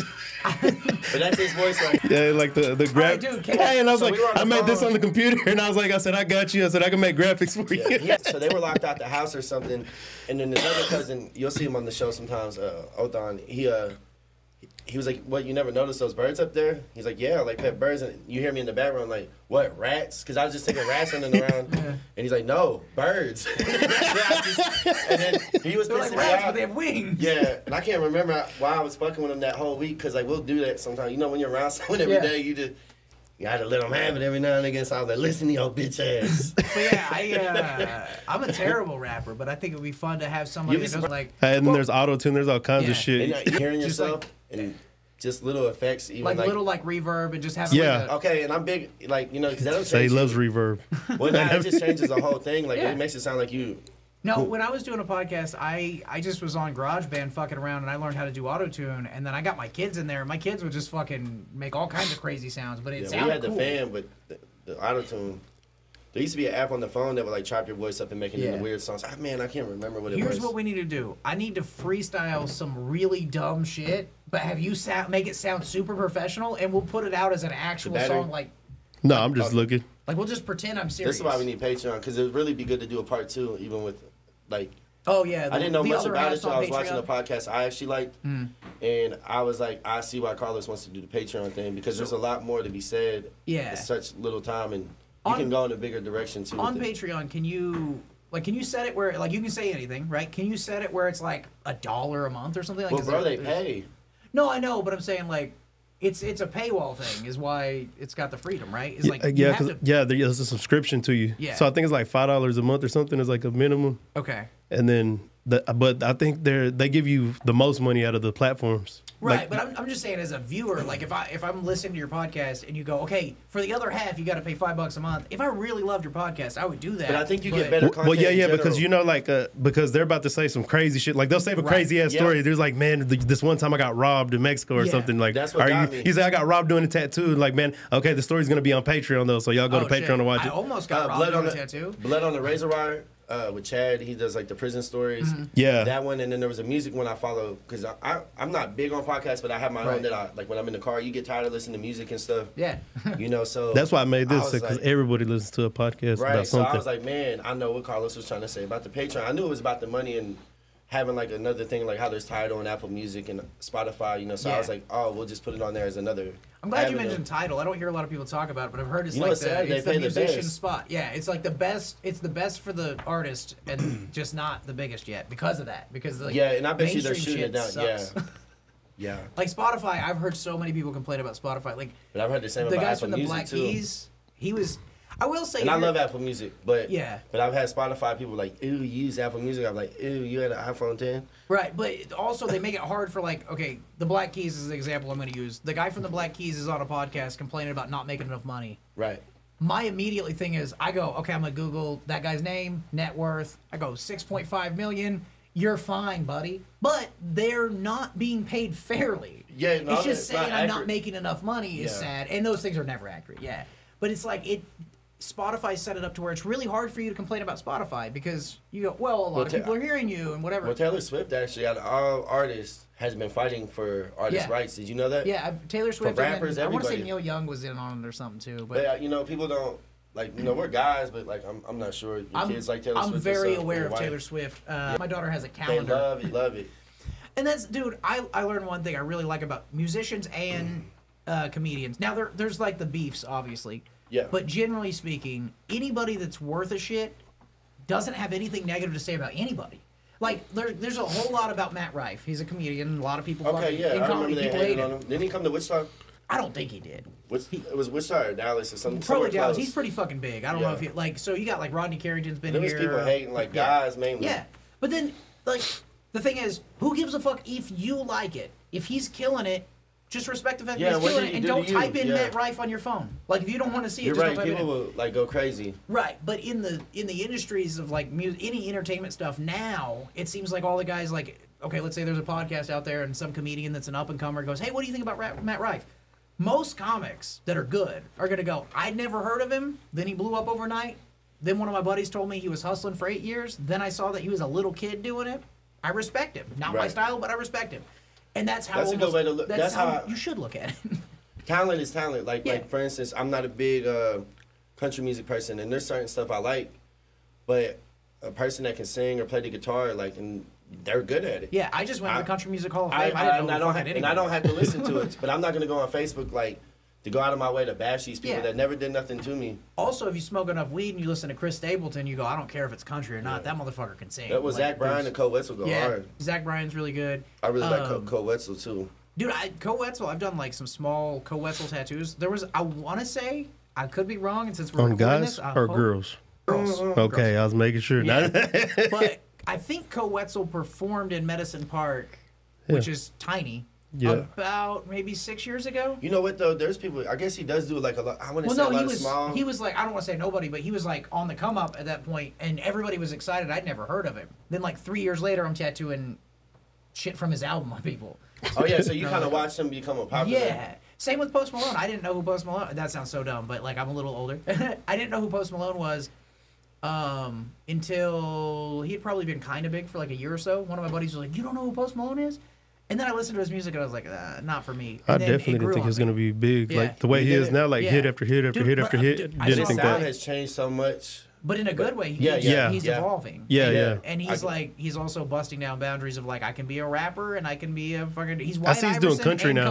And his country shit's good. I haven't even seen it. I was like, what the fuck? I think that's what he originally was as a kid, right? Yeah, so he was really into country. There's a video. He went back to his roots. There's a video of him at like 14 playing like some like Johnny B. Good or some old like 20s, 30s, like really old shit. And you're like, whoa. Like, I didn't know he could play guitar like that. He's a really multifaceted, interesting person. But watching him live, fucking amazing. Like, he was I bet great. you his audiences are big. He probably sells Fuck yeah. He's fucking right. He's like a superstar. I watched him and Roddy Ricch with my kids like maybe 2 years ago. And I didn't know who Roddy Ricch was. And I loved Roddy Ricch once I saw him live. Man, he was cool. I don't know what happened to him, if it was the labels.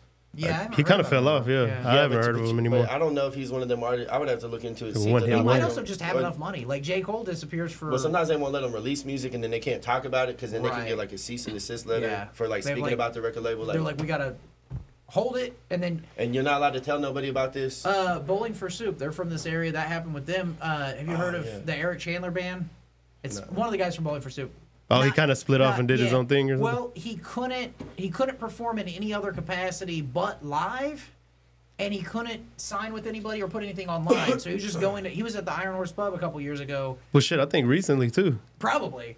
I didn't enjoy the show personally, but I was like, oh, he's from Bowling for Soup. He's probably pretty good. I forget that they have bands there. Well, they didn't come out of here. That's what I forgot. They don't ever. Well, they say they don't claim Wichita or something because they say Denton. They're from here, but Denton was more accepting to them. That's what I've heard. So that's what they consider home. Like, yeah, but it's kind of hard here. Mm-hmm. It is like, look, you get famous, be like, fuck it, like. Well, okay, let's say Lawton went the exact opposite way. I start working on this project, Comedy Avenue. I start, I'm doing free shows. I'm giving people free pizza, free drinks. I'm doing all this shit, and nobody shows up. And then when people do, they go, this is fucking whack. If I did that for 3 years, I would be like, man, fuck Lawton. And then if I did the same thing in Wichita Falls and it blew up, I'd be like, all right, Wichita Falls is my home. They appreciate me. Yep. So it's not, I don't think it's even anything against Wichita Falls. I think they just didn't feel welcome here, so they moved. Yeah, because I feel like people here, though, just don't, well, in a lot of small places, like I said, like it's small-minded, like they'll never make it. Right. So they're like, they don't appreciate it or support them till it's cool to support them. I know. After it's already cool. But also, who gives a fuck if they make it? Like, if it's good music and you like it, who gives a fuck? Well, that's why I like the deep end, because like I went there for the first time ever, and I'm like, damn, these people all kind of got like a little crowd for them, and then they're like, fuck, they just want to hear different music. They don't even give a fuck. Like, it might be an outlet you could suck, after work, or you could be good, or you could like they're just different music. You know what I mean? Like people just want to hear different shit. Have y'all heard of a band from here? It Hurts to Be Dead. Have you heard of them? They're like a punk rock band. They're really good. My older friend, I want to say they might be around here because Marcus. Okay, yeah, because there's a couple bands here too. Down here and, that records over here? Yeah, there's 2 or 3. No, okay, well, so there's 2 and maybe 3 now because remember there's that little spot in the front. One sounds better than the other. But when we first moved in, I would like be leaving about 2-3 in the morning, and they're playing the fucking King of the Hill thing. Like, but I mean, it doesn't suck because they like it sounds perfect. But all the songs would be like hard rock or alternative, and then you hear that, but it's still like good, and I'm like, what the fuck? It's practice, I guess. I wanted to go snoop around, act like I was taking the trash out. If it turns out to be It Hurts to Be Dead, tell them Andrew Patterson said hi. Hopefully they remember me. But their old bassist was really good. He worked for me a long time ago. And they, in my opinion, they were a fucking 8 out of 10 band, dude. They were fucking amazing. And I saw him play it. Is it called Fats or something? The pool hall? Fat Alberts. Okay, Fat Alberts. There you go. I saw him play there. And, like, you know the thing when it's like your buddy and you go watch him and you go, okay, I've never seen him do his thing. I'm going to go to support. And then you get there and it's actually good. I remember sending him a text message after and going, dude, I've never been this proud to be somebody's friend. You guys are fucking incredible. I just went in with like, oh, it's my buddy and his band. I didn't think it was going to be amazing. And it was incredible. Yeah. And then they still do a lot of shit. But I offered to pay for them to be on either Spotify or Apple Music at the time. I was like, dude, y'all already recorded and got this shit mastered. It was like $1,000. I was like, I'll pay for it. And then if y'all make money off of it, give me my $1,000 back once it gets there. And they're like, we can't take money from you, man. I was like, I feel like $1,000. If your shit pops, you give me $1,000 back. If you feel bad about the loan, give me $1,100 back. It's I would have said, fuck it. I said, I know what I'm getting into. Yeah, if anybody wants to invest in my comedy career, you can find me at AP Tattoo Art on Instagram. Okay, y'all. So yes, hey, look, he'll throw it into the editor. He always does that. He throws the tags in for people. Hey, you can throw in your tags and stuff. Say right now, so if you want. Right now, AP Tattoo Art on Instagram, Andrew Patterson Comedy on everything else, except probably. You got TikTok? Yeah, I have a TikTok. It's Andrew Patterson Comedy. Okay. I'm working on. I suck at TikTok, man. I might need. Man, that's the place to go. I know. The algorithm on there is just nice. Like it's just nice. And I've read, heard, and seen. If you just post a bunch of shit, you'll get lucky on one, and then you'll figure out what people like. And if you just keep doing that thing, you'll do well. It's just a lot of. That's why they're trying to like ban TikTok. But it's because they don't know how the algorithm works. Like, they don't know why certain shit pops up. Like, and it's really fucking good. Like, it's a lot of shit that I think is just funny as hell. Or like, what you get is what you like. Yeah. Like, that's how algorithms are supposed to work. And everybody makes it sound like algorithms are against us. I don't know if Mr. Beast is a great person to quote on this, but he said something along the lines of the algorithm represents the people. Yeah. Once you realize that, it doesn't even mean your shit's bad. It just means the people that are seeing it don't like it. So do something else or be okay with not a lot of people seeing it. Yeah. Yeah, it's weird. Like, sometimes I don't understand it, but like, I'm telling you, like TikTok just will have a shitload of people and it'll blow up on there. Like right now, just when I looked at my phone, there was like 34 notifications. But then like on YouTube, it might not hit. We get like 26 views, but on there, it might got 1,000. Yeah. But usually YouTube, I don't know, the shorts clips, a lot of them hit. My biggest struggle so far with TikTok has been I don't have a lot of good material that doesn't have something vulgar in it. And certain their AI is pretty fucking good. It's pretty strict. Yeah, and they'll be like, psh. I used to tell him on my live, I was like, man, do not say this, or was like, don't say that. Yeah. And I'm like, man, and then it'd be like, boom, and it'd say, your live has been ended, and I'm like, fuck. I'd be looking at him like. And I said, they don't fuck around. Great. Yeah, I was like, they do not fuck around on there. Like, yeah, they hit you fast, and you can't drive while you go live. Like, so even if I got cut off for that one time. It was like unsafe. Like, and I had the phone mounted. Yeah, and it was like unsafe behavior. But the thing is, you can't tell them I'm in the passenger seat or back seat. They just know the car's moving. Yeah, exactly. Yeah, you can't even do it. Like, I was thinking, okay, if I'm in the back of a fucking Yukon, I can't smoke. But my problem is on stage. I'm gonna have so I have about 80 jokes about how penises are like different objects. Like it's just comparisons. It started with one that was actually I was really proud of the joke. It was like how your dog and your penis are a lot alike. And if somebody wants to see that, there's a video out there. But your dog and your penis really do have a lot in common once I break it down in the joke. And then people are like, ah, shit, okay, he's right. Put my fucking dick in my dog. It's the same thing. But no. Rottweiler, Pitbull. Mine's not a Rottweiler. But I started out with that, and then I was like, I wonder how many of these I can do. And then I was like, fishing poles are like penises. Gold chains are like penises. I name anything, it's like a penis. And then I was like, okay, I can't put them anywhere. I put them on TikTok, they'll get 3 views. Yeah. They don't even strike it. It's like a shadow ban. Yes. I hate that. What it is they go, we're not going to put it out to people if you're talking about your fucking dick, which is fair. I'm not mad at it. I think it's unfair because you got to put your age and give all your shit out to even fucking register. So you should know who the fuck you can't put it out to and who you can. Yeah, just give it. I mean, shit. See what happens. They knew what it was. They knew it was a penis. My 10-year-old knows what a penis is. But no, on that note, though, what I did to get around it is I dressed like a doctor. It worked. It worked. So it didn't work as good as I hoped, but they would. I swear, the most views I could get. So they know, like the numbers. No, you're good. The magic number was 4 on YouTube and TikTok. I would get 4 views. I post anything else, it automatically gets like at least a couple hundred. Mm-hmm. I get 4, and I go, that's a weird coincidence. It takes 1 to 3 views for one of those is. It's like it's questionable. They're like, all right, now this is questionable. They're like, they're like a little bit. So you might get 100.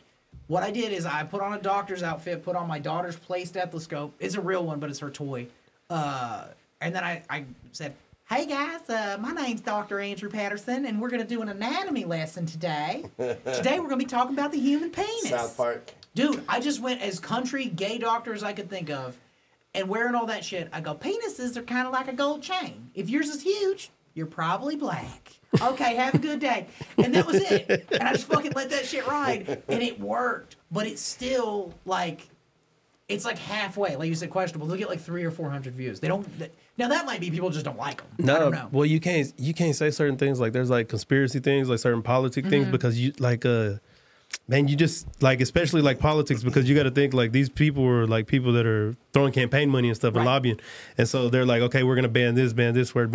And like YouTube's owned by Google. So then someone from Google's lobbying, they got a president in their pocket. You know what I mean? Like, I'm going to actually tiptoe around it just in case. You can't talk about the thing that they made to prevent COVID that didn't work out very well. Yo, no, at all. You ever watch like I just said COVID. That's probably not even good. No, you can. You just can't. You could talk about it, but you can't say anything bad about it, pretty much. So, and because Tucker Carlson, like, I'll watch his podcast and it would be like, okay, this was cut out due to we were talking about this and so and so. And then they're like, boom, they get back to it. Right. And then they're like, but they say why. So there's a whole bunch of stuff like that. Like conspiracy. You can't say anything conspiracy like or certain shit like that. Have you heard of, I'm going to fuck this up real quick. Have you heard of Tom O'Neill? He's got a book called Chaos about the 60s. It's like about... that sounds familiar. What's the guy with the fucking Marilyn Manson? Charles Manson. Yeah.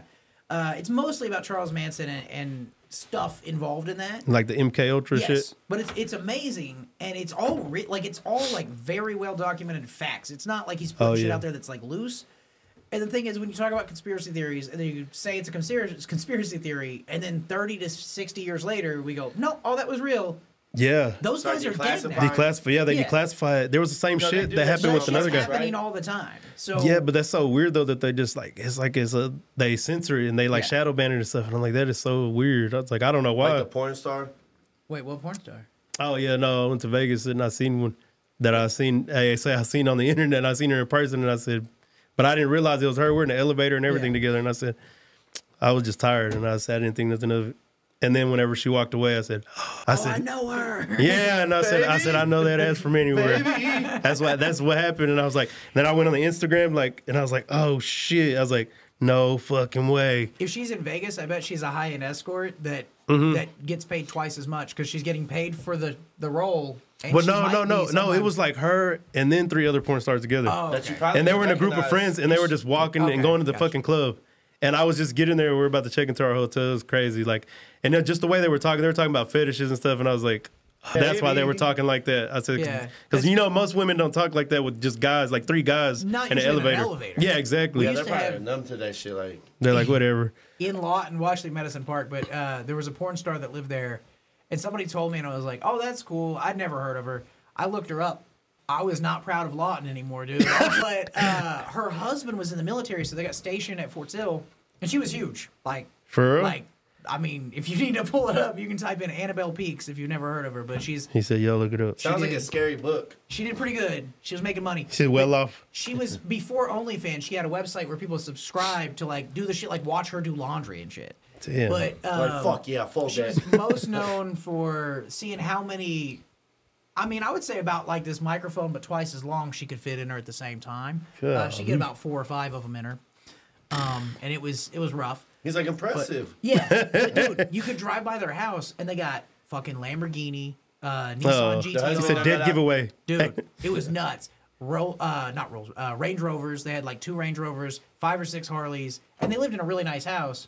And then he just goes to work and teaches a bunch of fucking privates in the military, and they always find out. And they're like, you know how hard it is to get respect when you're like, I make $68,000 a year. My wife makes that in a week. I wouldn't even fucking work.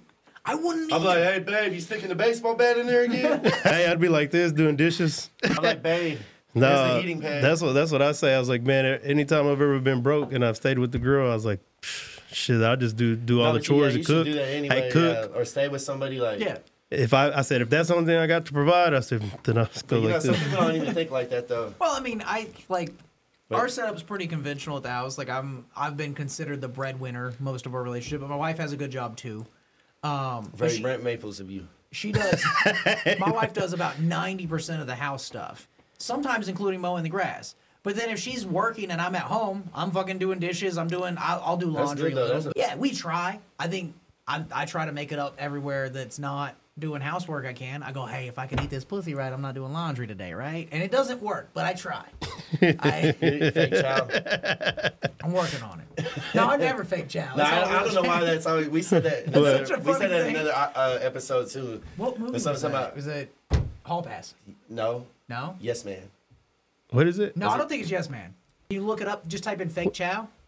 I think it's either. Wasn't Yes Man a 40-year-old virgin? It could have been 40-year-old virgin, but it's Jason Sudeikis. Jason Sudeikis is in the movie, and I don't think he's in. But it was like that type of movie. Yeah, no. Frame, Same, right? yeah, okay. yeah. We're probably both wrong. To trick a girl, it says the Urban Dictionary popped up first.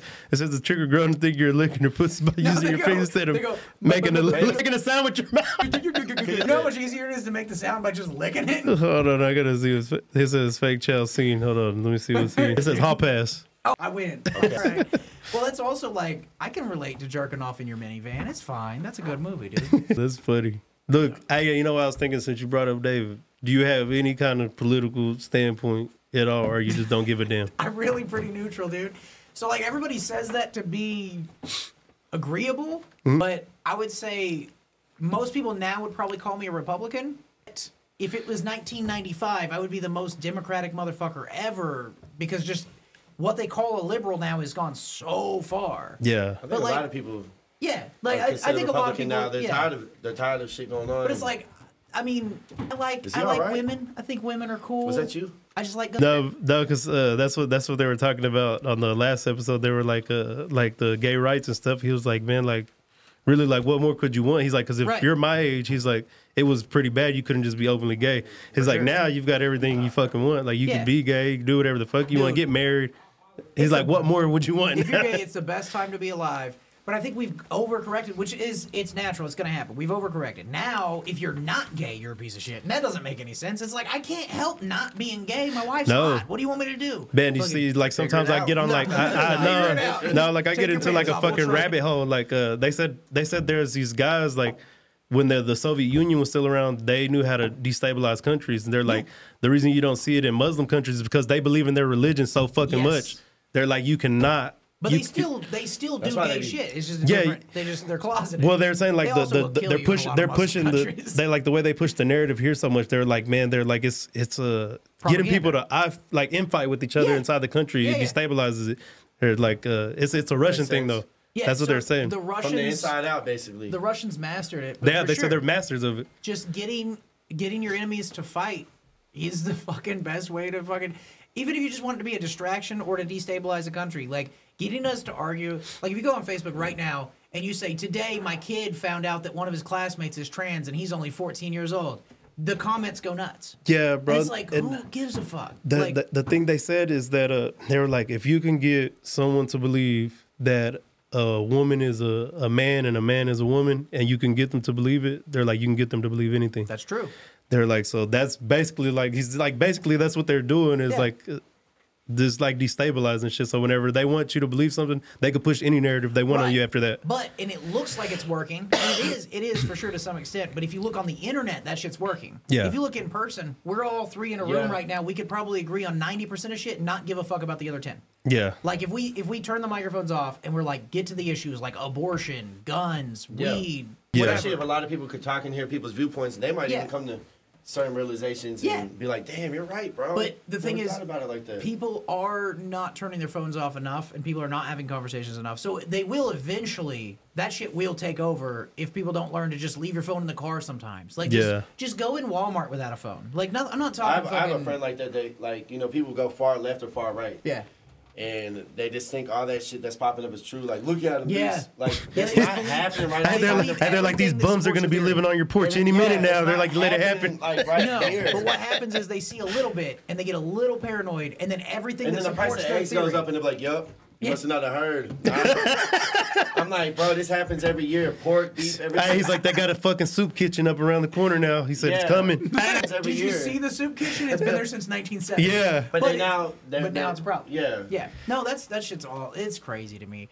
But I mean, all the political stuff, like the reason I say I'm not very political is I believe what I believe, and I'm open to fucking be proven wrong at the same time. Like that's it. It's so I do think we all need to be able to access guns. I'd say felons should still be able to have guns. Other than that, I don't have like a hard stance on anything. Yeah. And then if you said, well, what about this and this and this? I bet you could have me convinced in 5 minutes that we could change some gun laws to be stricter on certain things. Yeah, for sure. So, I mean, health and mental health, and then certain types of felons. I mean, this guy broke into a house 3 times. I would say if you do enough shit that you shouldn't have a gun, maybe we just shouldn't let you be out because you're gonna get a gun. That's true. Yeah, you're gonna find one again. Like if you're bad enough, we shouldn't let you have a gun. That's true. My theory is you paid your debt to society, go get a gun.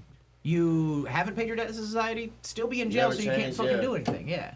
Yeah. But dude, I've tattooed some fucking hardened criminals that are really interesting people. And there's like a lot of smart people too. Yeah, dude. Good people. I wouldn't say just their childhoods were maybe fucked up. There's a lot of circumstances. I mean, they don't make what they did right, but I'm just saying you just never know a person. When you're a parent and you watch it happen, it's real weird. So there's a kid in our neighborhood that I'm seeing him turn into a bad person. And I'm going, fuck, what can you do for but you can't. You can't do anything. But like, okay, he was coming over at our house, and I was like, okay, our house is a safe place for him to fucking be loose, and he can say he's into anime or whatever. His brother's not gonna call him a fucking homo and beat the shit out of him. He can just have a safe. So the whole house is fucked. So his mom definitely is a drug dealer, and he came over and like 5 or 6 times he did some shit to start shit with other kids, and I said, hey buddy, you just got to go home. When you can act right, come back. But that's all you know. Yeah, just acting out probably. Yeah. Then that's it. But at some point, he stole my son's watch. And I was like, hey, dude, if you just admit that you stole that, rather than trying to boldly wear it back into my house as if I can't tell that's his watch. He said, I got this one. No, he said my brother got it for me at Walmart. And I was like, well, that's a beret. You can only get that on the internet. They don't sell that shit at Walmart. Like, I got it on Amazon. And then I also took, so it's a decent watch. But I took the permanent links out, and it was all the links that you usually do take out. Mm-hmm. So it fit my son's tiny wrist. My son's also got an Invicta now. He doesn't care. But this kid stole his watch and wouldn't. I was like, dude, just give me the watch back. Let me know you stole it. He goes, you know what? I didn't steal it, but if you want, you can have my watch. Like, he said, no, I don't like it that way. No. He's probably Or people that are liars. I can't do liars. They lie worse and worse. Like they just dig a hole. Yeah, but it's just where do you draw the line? You go, okay, my son's not going to be pulled down by this piece of shit yet. but at what age? Like at what age do you go, okay, we can't have you around my kids? Yeah, because you're a bad influence. So I just told him, like, hey, since you won't admit that it's a stolen watch, just don't come back to my house. He's like, we'll call it good. He said, we'll just call it good there. It's like, fuck you, bitch. Man, look, say you look like you're into watches. I am into watches. Yeah, I could just tell by the way you were talking. So I didn't know any of the names you're saying. Yeah, I said, I didn't know. I said, then I seen you wearing a watch. I was like, what gets you into watches? I don't know. When I was a little kid, I loved watches. I had like my mom showed me a picture after I bought my first nice watch. She was like, "You've always liked watches," and showed me this picture. I was like, "Hey, with the old timepiece like this." Like the pocket watches, grandfather watches. No, when I was little, I wanted a pocket watch because I was a dork. And then when I was like 12, I had a job and I had a Walmart watch. It was like a Seiko or something, but I wore a watch all the time. I always thought that was cool. Yeah, I don't know what it is about watches, but I thought one day I'll get a watch that's like a serious, like a Rolex or something. And then I was like, I don't know what point you have to, like how much money you got to make to justify spending like $5,000 on a watch. But at some point, I'd saved up enough to buy like 3 or 4 watches before I actually bought a watch. And I was just wearing like, I think it was a beret, but like a cheap Walmart or Amazon type watch that was the closest thing I could. And I was like, I want nothing or the real thing. So I bought an old Rolex. It was a 1990 date just, not a date. That would be way more expensive. But it was like $4,000. And it seemed like the dumbest purchase ever. I got it in, and I go, nah, that was a good choice. I was like, something you always wanted. Dude, I've been thinking about it for fucking 10 years. Yeah, he said there's no buyer's remorse. Yeah, so that was, I really thought buyer's remorse was the worst fear. I was like, man, I'm gonna get this thing and go, it's just a fucking watch.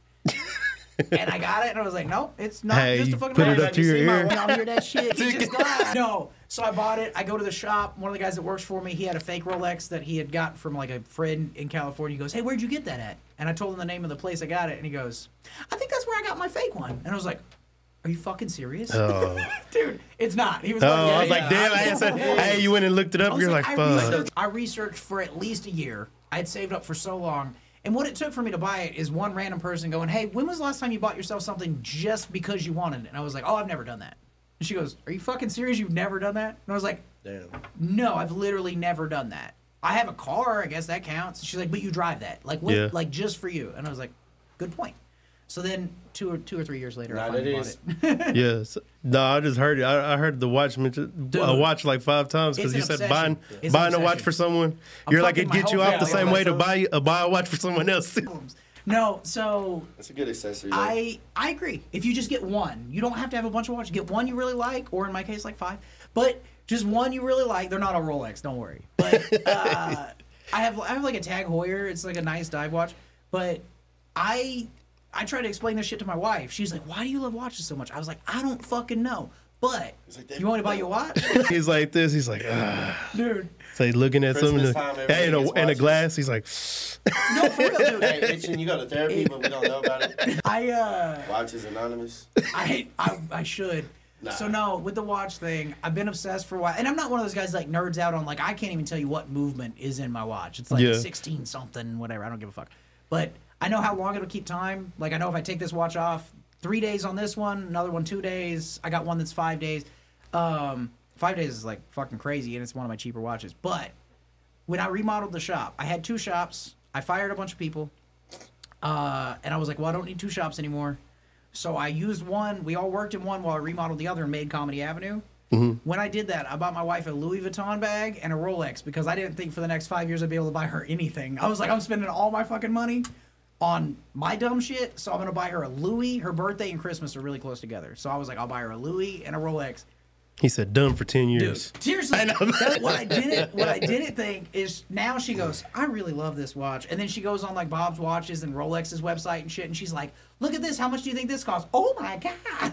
Every couple weeks, she'll be looking at something and go, hey, how much do you think that is? And I go, 46,000. She goes, oh, you nailed it. I thought it'd be like $5,000. Yeah. About the metals and the shapes and stuff. Yeah, dude, I've ruined her.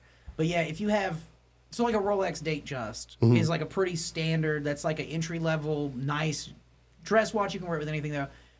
It's not considered a dress watch. It just fits everything. But then the date, it has a day window at the top. It'll say like today. It would say Monday at the top. That shit just elevates it to a different level, and then that watch comes in all gold. My wife now officially has seen that you can put diamonds in them and shit, and I'm like, I gotta get real good at comedy soon because I created a problem. Man, but they hold their value. No, I haven't even like the stuff you're saying. I haven't even never heard anything about anything that you're saying. So that's why I said you must put some time into it. A lot of people, I don't think of them as investments. I think of them as like, okay, I think of it like I could always get my money back out. But yeah. Let's say you're gonna spend. Let's go crazy. Let's say you're gonna spend $20,000 on a watch. That sounds nuts. If you have $20,000 in your savings account, and your cousin needs to borrow $5,000, you loan him $5,000. You got $20,000 on your wrist, you can't loan him $5,000. But if you need $20,000, you can get $20,000 tomorrow at a good watch dealer. You just got to drive an hour and a half, and then they'll buy it. Also, I bought a watch that I don't want to say numbers on here because y'all are gonna think I'm stupid because everybody knows I don't make that much money. But I bought a watch that was pretty expensive and doubled in value the year I bought it. So I could have doubled my money pretty quickly. And then there was a time where like a Rolex Submariner, they cost $8,000 new or $8,800 or something at the time, and they were selling for $15,000 aftermarket, like just used. Same with shoes and shit. I'm sure. Just because you couldn't get all like Jordans when you can't get them. Yeah, but it's like when you talk those numbers, it's like, oh, you can flip watches as a job if you want to. You just have to be really fucking ballsy, like, and have $50,000. Yeah, that's what I'm saying. That's some shit. No, I'm sure there's people that do it. Rolex, Tudor, and Tag Heuer. From my knowledge, if you get an automatic watch, it'll literally last longer than you. Like I plan on all my kids will have watches when I'm dead, like for sure. Are you saying the spinning and everything? Everything works. So yeah, you can parts are really. Yeah. So I could take this, I could send this off, spend $900, get it maintenanced, and let's say I dropped it in the ocean, and then 5 years later, there's some technology that can help me find it. I go down there and I get it. I can dig this bitch back out of the ocean, send it off to Rolex. They'll get it working for me for $800. Nice. So it's. Like, it's $800 to $1,500 is kind of the standard, like, so you have that. But if it doesn't stop moving, if you take care of it, you should probably send it off to get it maintenance, like, every 10 years, but most people don't, and they'll run, like, you can go on Bob's Watches right now. You could buy a 1964 Submariner that's perfect. That's how I knew about the Oyster and stuff, like, old watches that people Well, you went on like, Bob's Watches, too? Nah. Most people wear, like, vintage jewelry, like, and, I mean, you're not going to know the difference as long as it's not, like, an old-school style. Yeah. It's the faceplates and stuff are all different colors and stuff. And like another thing, my date just sorry. When I ordered it, I got it in, which most of the time you go in person, but Bob's is like the only place online you can like for sure get an authorized dealer to send you. It's like fucking whenever they got the eBay certified shoes and shit, they like they're like slapping them. They're like that's a real one. Yeah, I don't trust eBay, but Bob's Watches is like certified by Rolex. They have a deal with Rolex. But anyway. That watch, I got it, and it had a date window in it that had the background on it was white. And then I sent it off for maintenance, because it's like a fucking 30-year-old watch. They sent it back with one that's kind of like an off-white tone, because it actually apparently wasn't supposed to have that white, and that was a mistake. And I was like, fuck, that probably would have been worth crazy money. Yeah, like fucking baseball cards. Like, give us this. Yeah, but if you ever watch those like Antiques Roadshow fucking dudes that are I bought this for $1,500 and now it's worth $100,000. So you're saying they took your watch back from you, or they? Yeah, so I sent it off for maintenance because it was an older watch and they said it had never been maintenance. So like I sent it back. That's fucked. They put a new crown on it. They polish it. They do a lot of shit to it. But yeah, I was mad. I was like, who do I talk to? Like, you don't. It's Rolex. That's just what they do. Hey, there's like whenever you can't fucking sell like a Lamborghini or something, whenever you buy it's the first year, you make a deal. They're like, we're taking these blinks back. They're like, we put some new ones on there with it. That's the other thing. Yeah, if you send, so like if anybody's still listening to this Rolex bullshit, if you have a Rolex and the bracelet gets worn out, like, okay, so if you have any watch, like they'll look at it like this. If it doesn't bend when you hold it like this, it's considered excellent condition. If it kind of warps down, they're getting loose. But if it gets loose and you want a new bracelet, you can send it to Rolex. They'll put one on it for fucking thousands of dollars. But if you take the bracelet you're gonna off, say for free. No, fuck you. I really kind of did too. No. So if you send it off to, let's say it was this one and this was all bent up. Take the bracelet off, send the watch, and say I need a bracelet for it. They'll put it on for the same price. But if you send it with the bracelet, they're keeping that shit. They're gonna recycle it, melt it down, and go. Yeah, they don't want a stretched out bracelet going on eBay with their name on it. But I would keep it. You got 18 karat fucking gold, like. So I'm planning on my first watch I ever bought. I plan on sending it off for a new bracelet when I'm old, and then keeping the other bracelet, and then giving it to my son. Probably getting engraved and be like, "Hey, this is not something you sell, buddy. This is a keeper." And remember that one time that kid stole yours? This is to replace it. Fuck that kid. Man, that's called a callback. Hey, what do you think about tattoos whenever people cut them off and put them in frames? I think that's fucking creepy. Wait, hold on. People do that? Yeah. Fuck yeah. Yeah. Like skin, pretty much. Why did you know about this? Because Ripley's Believe It or Not. I used to love Ripley's Believe It or Not when I was a fucking kid. Yeah, weird shit. My buddy does that. Well, that's what it was. It was like the guy was like, he wanted his kids to fucking keep his tattoos, so they skinned them, put them in a frame. That's creepy. So my buddy Egypt, he's I think he's certified now. He's a skydive instructor, tattooer. tattoo artist and piercer, body modifier. He'll split your tongue open. He's got tattoos in his eyeballs, like his eyes are Yeah, gray. I've seen. This guy's fucking wild. But He gotta fucking hurt. he's trying to base jump with hooks in his skin suit. That's what I was. They take them from planes and shit, bro. like, Yeah, they should used to hang gross off me the out when they wings. put them in a fucking carousel and shit, and they're just hanging them. I've bro. seen him do that a time. So that traumatized me as a kid on the old wooden TV and I'm just sitting there. Dude, I've been tattooing and didn't know this is happening at a convention. I'll just be like paying attention to my tattoo and look up and go, oh my God, there's a fucking lady's ass like, swinging right there. And she's just, dude, their skin will stretch out. Like, you ever pick a cat up by its neck? Yeah, like a fucking pit bull. They're like, this one's tough. Yeah, like, this is my baby. Or like when the moms pick them up too. Like, Yes. that's sick, man. It's excessive, though. But Egypt fucking... Does it he's feel just, good? I don't know. They say it feels good. He said he likes it. He's Because weird. acupuncture, I mean, I don't know. I mean, I know that's way different, but there's got to be... No, this is No one definitely just different. does that.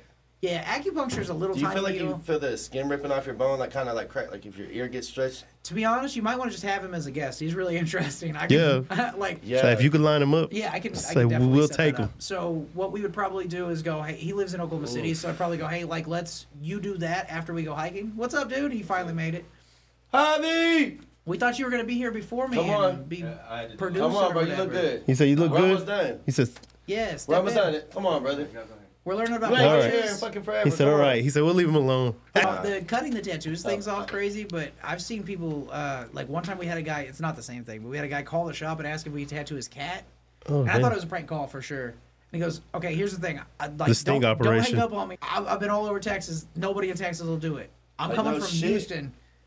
I'm gonna have the cat professionally sedated, and then you can tattoo him. I just want him to have like a sphinx When on the his cat belly. wakes up, though, like, he's gonna be like, Dude, Itching. I was like, I'm not tattooing a Burning. fucking cat, man. But I thought he was fucking with me. He's like, all right, I got at least $1,500 for you if you want to do it. And I'm like, Damn. cats are pretty small. Yeah, that's what I'm saying. You could do it. You probably get a fucking... that's You fucked can get a up. whole cat done in like fucking 4 hours, probably. Yeah, I could cover. I could Head to toe. He looks like Danny Trejo with a big ass fucking Right. Oh, and they leave the little beard. That'd be funny. These as cats fuck. already look pissed off anyway. They do. Well, this is one of those hairless cats that like you gotta lotion them up and Disgusting. shit. That's what I was They're thinking. weird. Hey, and then My he's buddy like, has one. he's like perfect skin. No, they're wrinkly as fuck, dude. I like those things feel Yeah, like the ball foreheads do look sacks. pissed Yeah, that's what I was thinking. I was thinking about that when I said perfect skin. And I said, he No, said, I'm not lotion it tattooing up. balls like you. No, I don't know a lot about him, but my buddy has one. And I've never seen it. I've seen a picture of it, I think. But he works with me. I see him every day. I don't know why the fuck I've never seen his cat, but he's got one. He's also got a big ass bulldog that's like, dude, it's like this tall, but it weighs like fucking 80 pounds. And they're somehow. ugly, but It's they're cute at the crazy. same. It's Bulldogs, adorable. yeah, I they're know. good dogs. Bulldogs. I love watching things struggle to live. It's just like, Oh, It's yeah. so- Even Bulldogs sex. are so sweet. Even they try to have sex, they're like, they He's can't talking reach. about when he's having sex, he likes his girl choke, and I was like, sing. I said, I can't Like, breathe hell either. yeah. My buddy, okay, this is not shout out to Ashley. No, my buddy Ashley, who's a guy, he's a male named Ashley, which is already fucking lame. But no, he used to breed French bulldogs. Oh, Did you know they can't fuck? Yeah. That's what I Yeah, said. about that. Yeah, Or what? the guy was fucking guy that was owner of Nissan or something. He had Oh. him, and he's like, "Yep, they can't." They don't. He said, You just gotta. Yeah. So he said he would have friends come over when he was jerking his dogs off, and he put a glove on it and he played Marvin Gaye just to fuck with people. 'Cause he was like, "Hey, I was like, dude. Man, that dog loved him. hey, no." He's like, "My dog gets freaked out if I don't put this on." You know what's crazy is all those He's like people. real straight face, like you got Marvin Gaye. All those people are dog jack offers. Yeah, everybody that Offers. breeds I look French at them different bulldogs now. is Like, a y'all dog some fucking masturbator. dirty hand bastards. I wonder if they ever switched their hands out Masturbators. to. They got techniques. Do you think any of them use their mouth? Oh man, I mean, they might have techniques. I mean, there's dog training seminars and shit. Dude, They can you probably imagine a learn whole techniques. seminar on how to jerk off your dog? man, You wanna they probably yank do. it- You want to Probably yank do. it. You want to yank it this way.